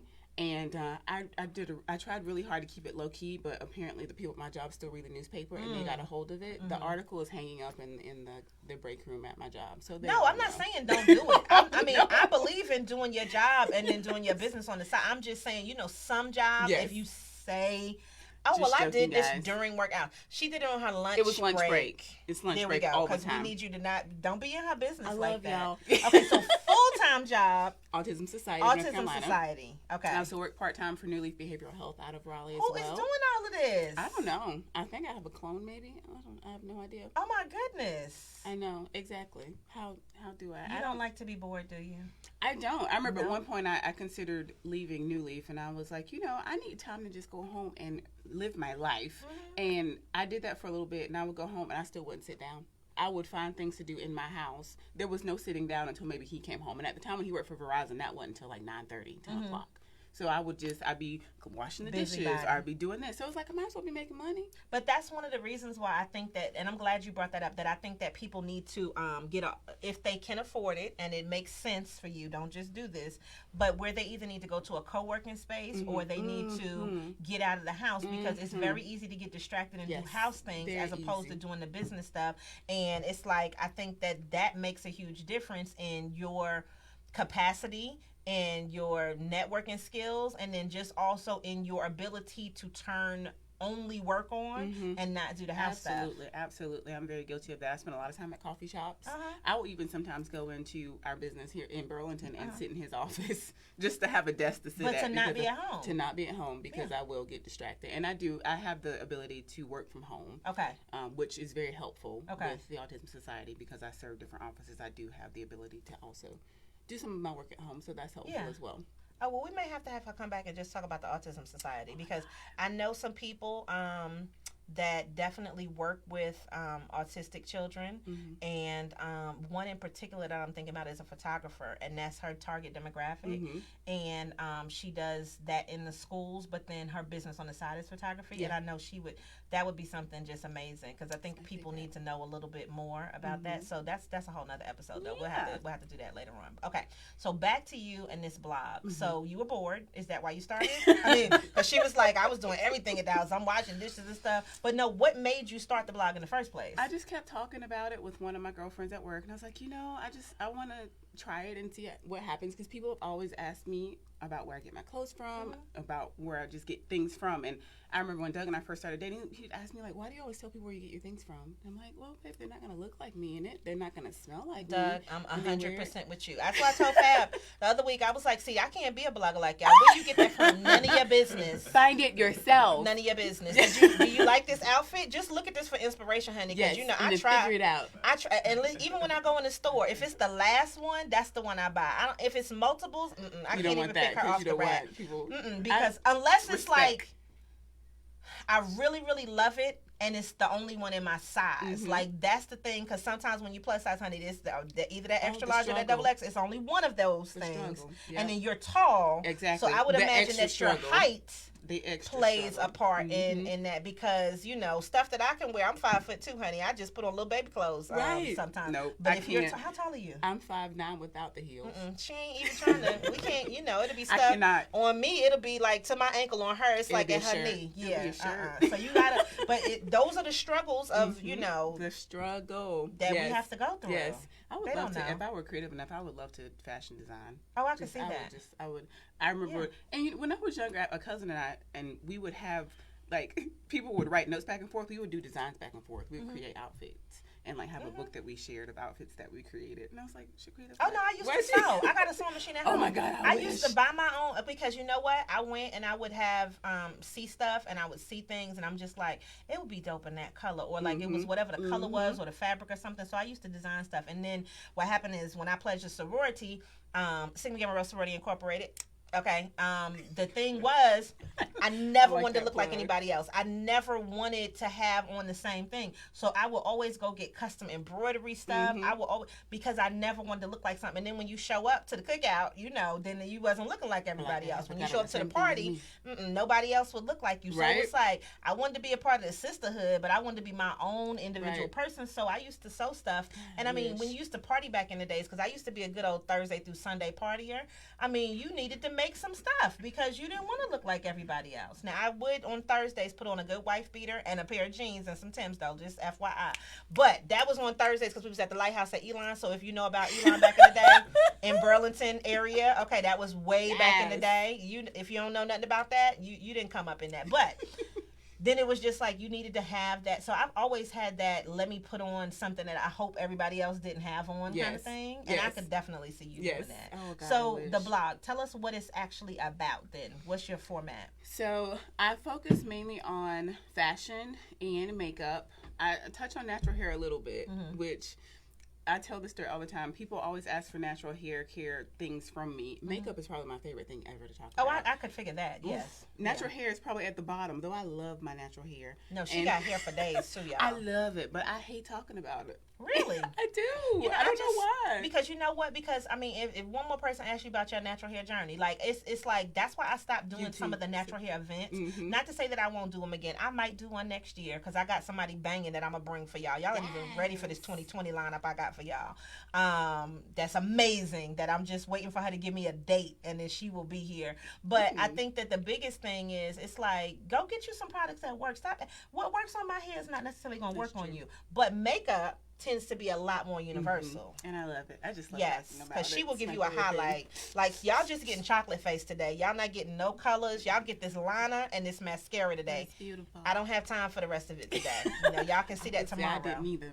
In the car, like trying to glue these. No, that's the lashes best on. time. Because then you Stab get natural myself in the light. eye. But you get natural light in That's the true. car. That's true. I You do my can't get best that work in the anywhere car. else. That's That what I'm is true. saying, That is you true. know? So, Yeah. all right. So, hair, makeup, definitely clothing. Clothing. We also touch on travel. So started doing that more recently. Back in June, we went to Charleston for Charleston Fashion Week and collaborated with a hotel there.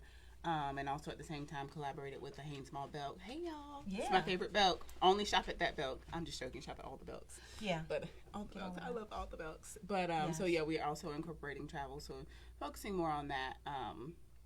And I don't know, food. I talk about food.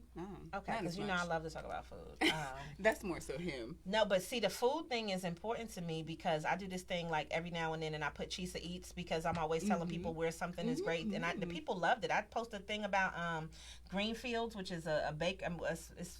It's a deli because it's like a New York style deli that's down here, and so they have the best bagels. Yeah. And if you're from New York, you know that you can't get bagels down here. You can't get good fresh bread that's New York style. It's nothing like it. So when you start talking about finding a place, all the New Yorkers was like, "Where's that?" And then the ones that have been there was like, "Yep, I'm going back."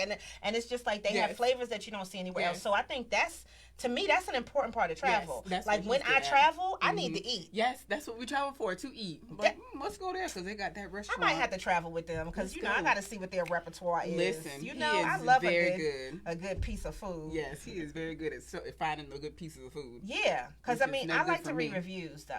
A review. Oh, that is his favorite thing. Yeah, a his review. favorite thing. That's how you find stuff that's off the beaten path. That's You can't true. just go to the same places that you've been.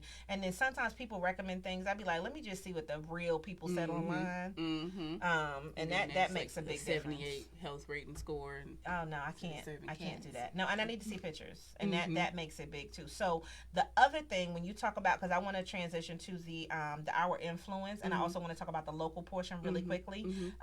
What made you focus on the local when you're talking about the Burlington area? So my husband is my ultimate hype man, and he Okay. is a member of the chamber. Okay. And he mentioned me to one of the other chamber. Well, Reagan is actually the vice president of the chamber, and she was like, "Oh, I need to meet her." And just from those conversations with him and with Reagan, it just kind of, you know, watching what they do in Raleigh and watching what they do in Durham. And I live in Alamance County. It's like, why can't I do the same things here in Alamance County? Makes sense. I love Raleigh, I love Durham, but I'm tired of driving there to do all of my events. Oh You know? no, trust me, because that's what when I leave out of here, Raleigh and Durham is like my second little home. Specifically Exactly. Durham. Same. Yeah. Same. Same. Yeah. And so that really just kind of sparked that vision in wanting to do more of that in Alamance County, because just thinking about Durham in general, when we first moved to Raleigh, Durham was kind of, and I'm sorry if you live in Durham, I love Durham, it was kind of the armpit of the triangle. And now it's like, Did she talk about us like that? Bull oh, I love City? Durham. I love Come on, Durham. Bull City. But it was No, definitely Bull not City what is it popping was. now, though, It but is so popping. Bull City is black utopia now. I'm like, how do they do that? And how can I we know a lot of the emulate that people in that Alamance did County? it. No, you're never gonna have that in Alamance County. No. Well, something similar. Y'all see my face? Can we have something similar and watered down? Bull City. They will never have what you have in Alamance County. Can we have something similar? And Hell slightly no. Watered All down? my family from No. there. So listen, so I already know. No. Because you know what? What I've learned is that you have a person or people that are of a certain mindset and that a certain consciousness, and people that want to work together. Yes. That's not going to be the same thing. Now, mind you, I am the ultimate optimist. However, I know Alamance County. You know what I'm saying? Yeah. And I know that you have a lot of people that are old school and that don't want to do nothing Yes. different than that. And I mean, it. You know, that's why. You know, Yeah. I'm I think happy you'd be that y'all are surprised, there. though. We had an event at the beginning of November, and it turned out 9 young adults from Mebane to Elon. Did I have somebody from Elon?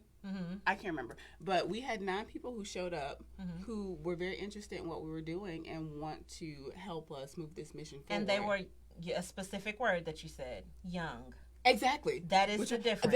There was one lady who she was a stepmother of the other young lady who was there, so she was a bit older. She was not old. She was a bit older than us. Alamance County has an older population, though. You're right. So I know for a fact, it's not even a question. So you would need to catalyze those older people, and Alamance County is also very church driven, so it would be a different thing, whereas Durham is not necessarily like that. That's you know true. what I'm saying? So That it's the is the people. difference. Yeah. It's not that you It's can't not the do what you location, want to it's the do people, wherever yeah. you're at. It is the people, and Yeah. you being able to push those people forward and getting people to understand that. Yeah. You know what I'm saying? Yeah, we're trying to work on our allies and who is buying into what we're doing. For example, we did our event at Persnickety Books, which is owned by the mayor, and we basically went in and told them what we were doing, and they were like, absolutely, have our space. So we're working on who our allies are. We have a meeting next week with somebody who works for the city of Graham, who is, I mean, they're my age. I ain't that young. People think I'm younger than I am, but I'm not. That's how they you do. know. It's that melanin. Y'all don't know nothing about that melanin, or do you? So I feel like our work will be cut out for us, but just aligning those allies. No, I agree. I am not saying it anyway. That's what I'm telling you. Yeah. I know that you can do some amazing things. I just know that there are people who, if it ain't a juke jointy party, honey, they not coming to some things, you know. Now, mind you, and I'm saying this because my cousin throws parties down there. So when you talking about like knowing this occasions, where else you doing stuff? This is Burlington, okay? No, so you when know, the next one but is. when he doing it, he bringing in the whispers and stuff like that. Okay, that's a whole different. You know what I mean? Like it's a different. You know. Some of y'all on listening this don't even know who the whispers are, right? Can you look up how much it'll cost for the whispers? It's listen. So that's why I'm trying to tell you. I understand. Like if you're not talking about that, then you're talking about theater. Oh my gosh! Alamance is different. Okay. So we got to get the whispers. Babe, can you book the whispers right quick? I got it, babe. Thank you. Okay. Listen, I'm not even. Don't be surprised. I'm She'll just fly trying to with my tell face on it you. next to the whispers. She gonna be up here talking about, come on out, y'all. Come on out. Okay. All right, listen. I could talk to her the rest of this my time. goodness. But look, we want to get the husband in here because I have already went over the time we were supposed to have. Okay. So, we gotta have you back because it's just too much to talk about to not have you I back. need to bring my squad back from Influence Local. Yes. Okay, so hold up. It's not enough room for all of them Not on this Influence couch. Local, I'm sorry. It's Archers of Influence, but yeah. No. But I'm Both, just yeah. saying, it ain't enough room for all of them on You this think couch. we can squeeze 4 people on here? Hell no, we can't fit. I got hips. Okay, we cannot fit 4 people on this couch. However, what we can Tiffany's do small. is I'll let her sit in my lap. we're not letting nobody sit in nobody's lap. No, but we can expand to a different facility and then have more space. Yes. And then we can do something like that because we can always do something downstairs. So we have spaces. We can reconstruct some stuff. But yeah, if we have that many people, everybody is not sitting on We this all couch. squoze in here. They not squoze. First of all, I say that, and you know that's not a word. You better say Squoze squoze. is definitely a word. My We put it in husband the hates when I dictionary. say squoze. I be like, they squoze up. He was like, that's not a word, ma'am. Get your vocabulary It is a together. word, husband. Yes, it's just how people say conversate. That's not a word. Not a word. Conversation. Not a word. Okay? Or Yeah. converse. Yes. That's what you should be using. I'm just saying throwing these conversate. things out because vocabulary. All right, so tell them where they can find you online one more time. At unconventional _ I'm like, where am I? She don't At even know. unconventional _ Southern _ Belle. Unconventional Southern Belle on Facebook, Pinterest. Twitter is Shiquita Hyman. TheUnconventionalSouthernBelle.com is my website. Yes, all the things. All the things. All Yes. right. So if you are watching live, we're about to go to a commercial, and then we're going to bring on the man. The man. Okay. Doug Hyman is coming up next, and then we're going to have him come back on for something else. So maybe what we'll do is we'll do like a special. And then we'll have your squad, and then we can have a husband. I don't know. Do he have a squad? I'm assuming he got a squad. He's I a don't lone know. wolf. Oh, okay. I'm his squad. Okay. Oh, first of all, she said squad up. Okay. Couple Squad goals, up. relationship goals out here. Who your So squad, if you're baby? watching live, we're going to go to commercial. We're going to end out with Doug Hyman. And if you are listening, then make sure that you always show up and show out and continue to give it to the people.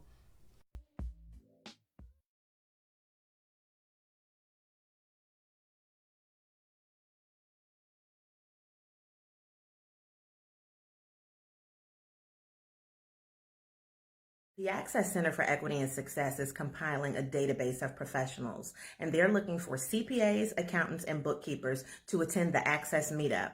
This is a free event that will allow attendees to find out what the Access Center does and how it can be mutually beneficial to your business. It's also going to provide an opportunity for you to potentially gain new clients and then meet other people that are inside of your industry. This event is free of charge, but registration is required at www.access.com. ws.org. It is only open to CPAs, bookkeepers, and accountants. If this sounds like something you'd like to be a part of, make sure that you join me, and I'll see you soon at the link in the bio.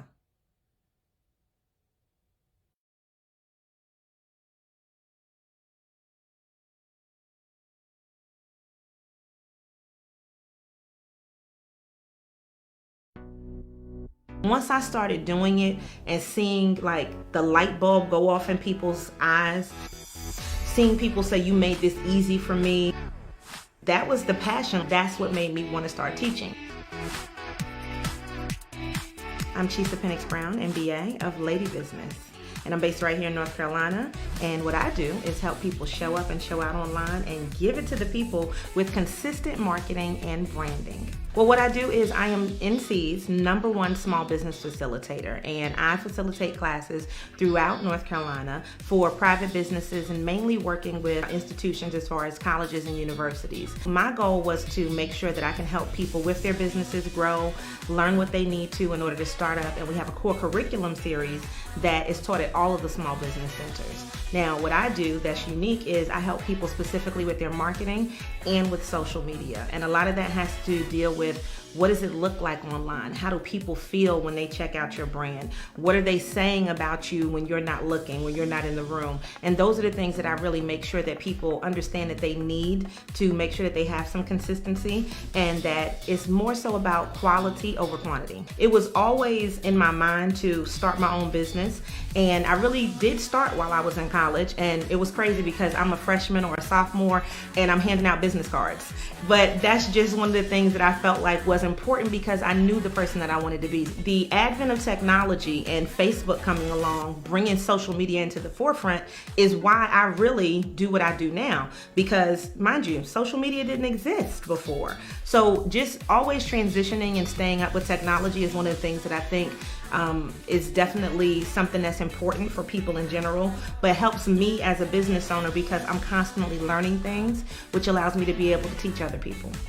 My book is called The 90-Day Focus, Your Action Plan for Success. And the book was a labor of love. If you just take 90 minutes a day, sometime during the course of the day, and you focus on whatever your passion project is, that will make a difference. But it's not just for your business, because if you have some goal that you want to reach for your personal life, take time out to do that too. You have to be intentional about your desires. And so the 90-Day Focus really takes the time for you to self-examine, self-diagnose, and then say, I need to be prepared for what's coming next.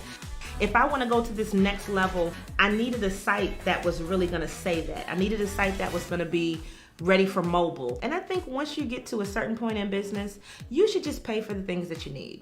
You should just find somebody else that's better at it, that's more proficient, that's passionate about it to help you.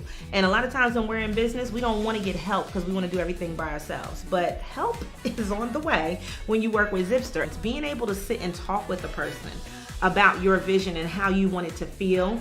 That has made like the biggest difference. And it makes me feel like customer service should be like that everywhere, for sure. I was honestly using Wix before, and I've used other sites. I've worked with Squarespace. Weebly. Functionality makes a big difference because everything is in one platform. Everything is in one system, and everything before, all of those little things were all over, whereas now they're in one site. And I do like the fact that it makes it much easier for me to continually market my business. You know, Beyonce had that whole thing of slay and being fierce. And Savage is just definitely being fierce. And so I feel like I'm on Savage with my business. I'm on Savage with my goals. On Savage with the bank account, the hair, the makeup, everything. And I think that just transitioning into the next, phase of Lady Business, it is being more online. It is doing more videos. It is, TV shows. I see the vision. It's just put everything together. And I think that this website is definitely the catalyst for the next evolution of Lady Business. I'm Shiquita Pennix-Brown, Lady Business, and I choose Zipster.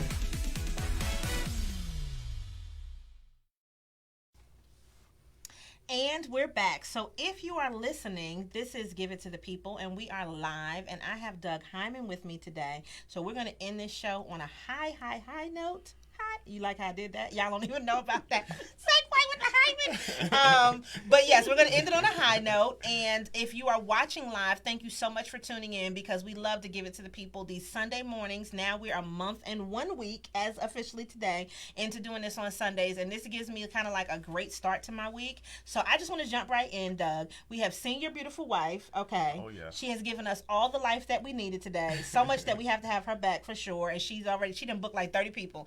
But you, and I described you as, you are like the modern day George Jefferson, okay? Hey, we're trying to move on up. All right, so I need you, because I wanted to ask this question, but I was like, okay, let me just wait. How old are you? 32. And I knew it was 30-something, right? And you own a dry cleaners. Yeah, so that's one of our ventures. So serial entrepreneur, but our dry cleaner is Clean and Press for Less of Burlington and Chapel Hill. We service the surrounding counties. Also, Are you pulling out a business card? No.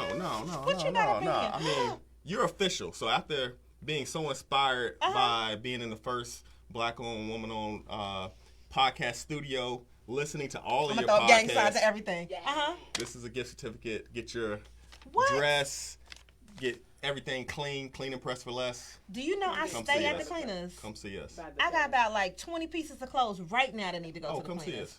We got you. They'll take good care of you. They are very We good. got I'm you. not saying that because I'm biased, but they are very good. Okay, wife is in the background talking like we not recording, but it's okay. Look, she just having a good time. See, this is what happens. People get comfortable, right? See, and then she was we at like, home. no, but Yeah. then she said, Doug, don't be talking during my session, right? And then Yeah. she just all through your session. Oh, yeah. Okay, so I get a gift certificate. Ow, what y'all know about that? I'm going to be clean and press less. Okay, I thought it was amazing, and I didn't know, but I knew it had to be 30-something.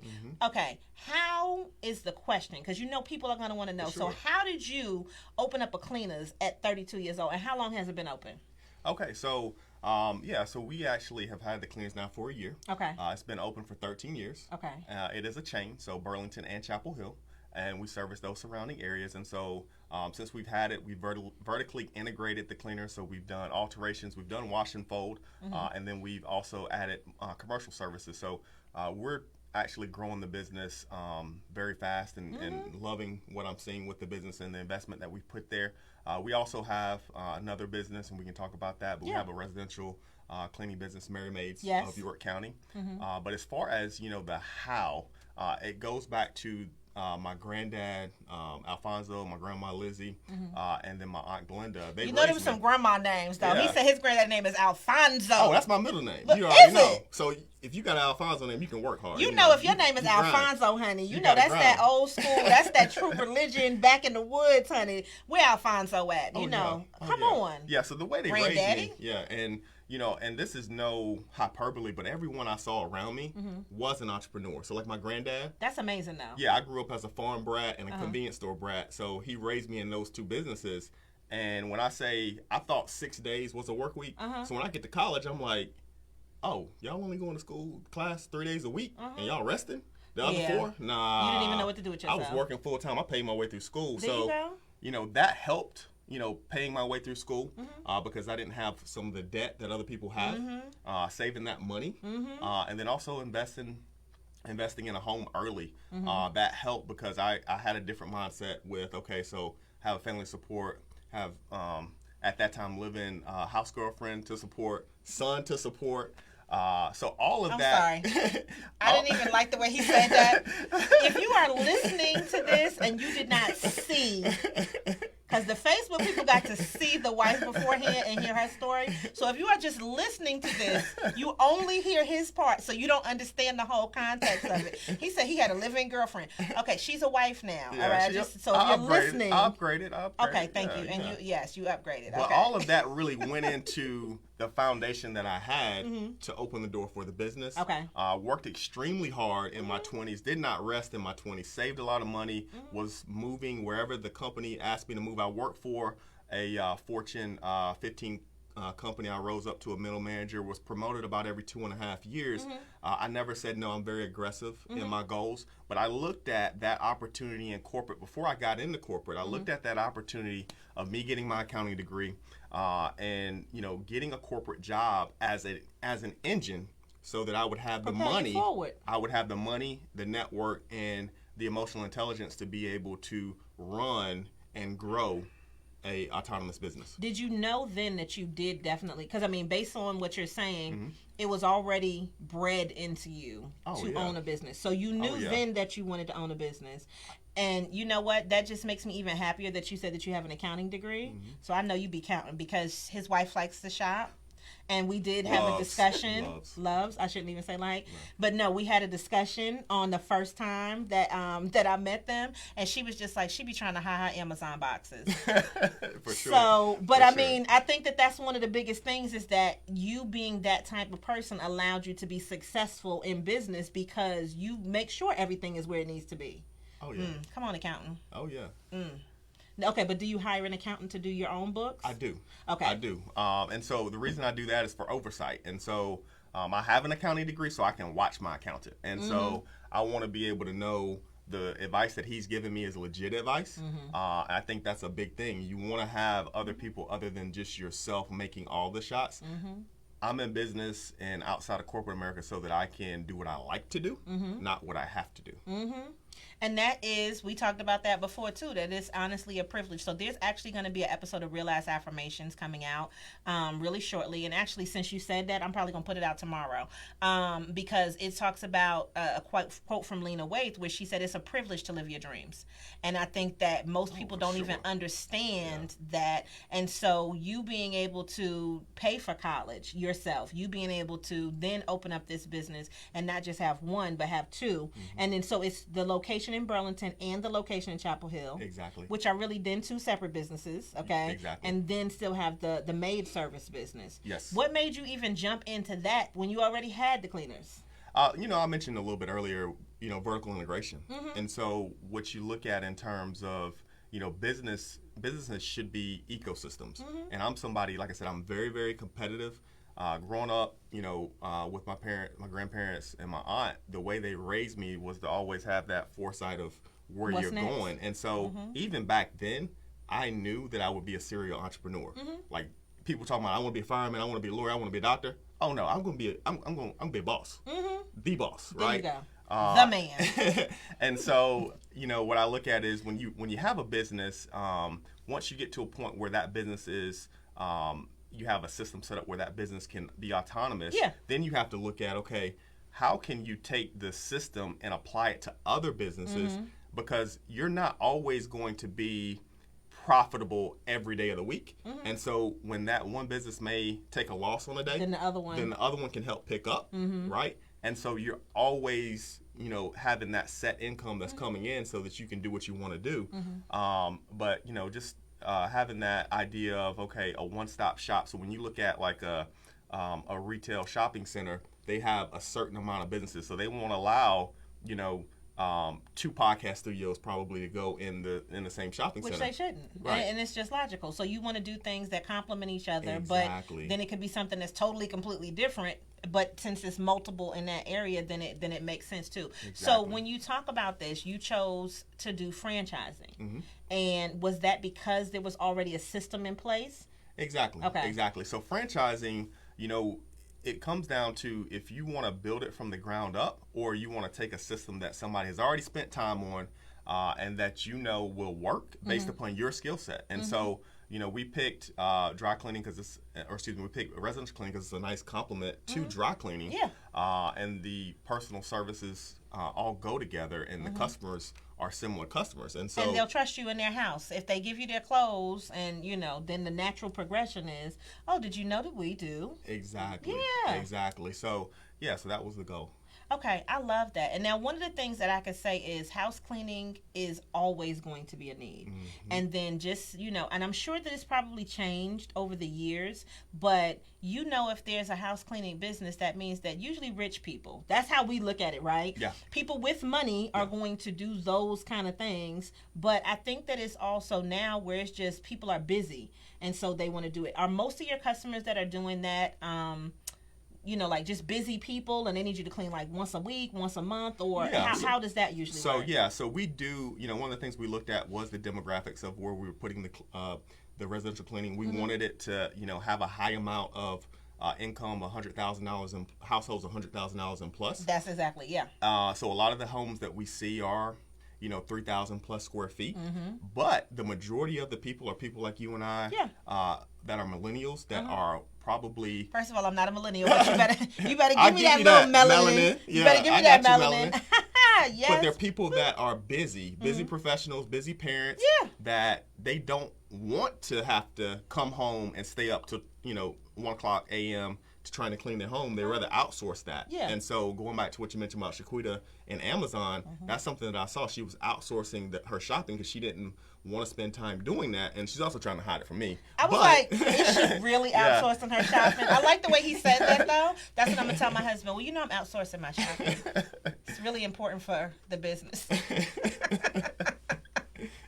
Oh, no, I love that. That was a great way to say that. It was so elegant, right? I'm outsourcing my shopping. You're outsourcing it, Yeah, I mean, because then you don't have to go out. They just bring it to you, and it does make it much more easy and convenient. Yeah. But the majority are people that are busy. Yes. That's the majority. It's not people that are balling out of control that That's have like what I figured. 8,000 square foot mansions. It's not that.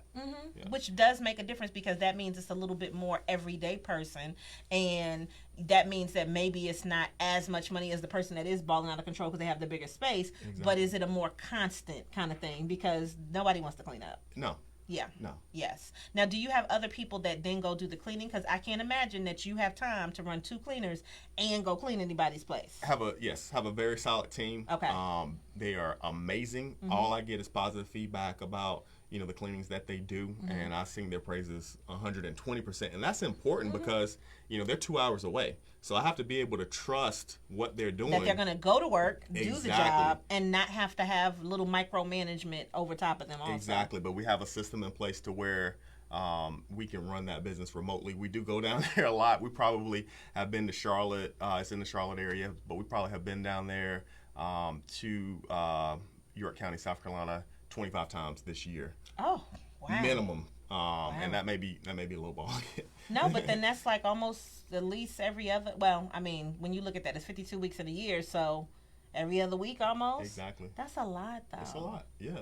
That's a lot. But I mean, if it's worth it, then it does make sense. Because how long does it take you to get there? That would be just my 2 question. hours. Okay, then that's not bad. That's not bad. So then this way you kind of get to go home and see family and do a little work and then come back, which means every trip is a business trip also. Exactly. Okay, write those off on those what? Taxes. Yes.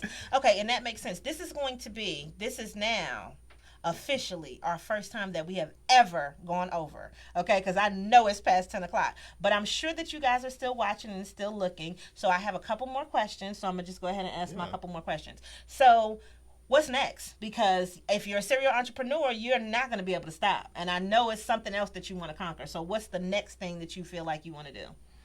Yeah, so I think for me, one of the biggest passions that I have going into 2020 and even in 2019 is just helping other entrepreneurs open doors. And so consulting other entrepreneurs that are trying to get off of the ground, because I can guarantee you somebody is out there right now that's listening that has an idea that probably could rival Steve Jobs and Zuckerberg and all these startups, but they just don't have the know-how or they don't have the courage to step out on faith. And so business consulting, helping businesses that, or helping entrepreneurs get started, and then helping new entrepreneurs that are 2 years or less that need that encouragement, need that direction to get to the next level. So consulting entrepreneurs is I think you could even niche it even more than that, even though I love what you just said, but there are people that want to specifically start franchises. For sure. And there are people that have probably failed at franchises. And I think that's probably why you and Irvin probably get along so well. That's my guy. Because Irvin, he used to run some Quiznos, so he's had some franchises too. So just that insight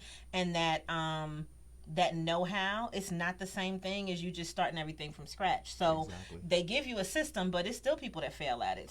If you focus even in the franchise area, I think that would be wonderful, because I think people want to start them, but I mean, it's the main things you need are credit and money. Like you you don't have to have a big vision. Somebody already had the vision. Right. You just need to walk this plan out, but you can't get it if you don't have good credit and money. Exactly. You know what I mean? Like, because it's like, okay, well, you want this, but where's your coins?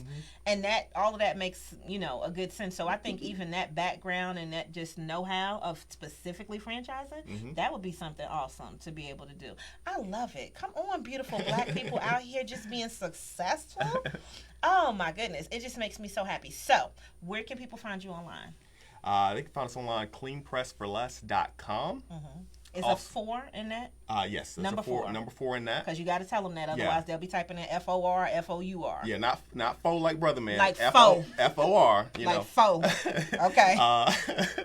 And then also at cleanpress_4less on Instagram and Facebook. And then also marymaids.com and at Mary Maids of YC. So that's York County. Mary Maids of YC on Instagram.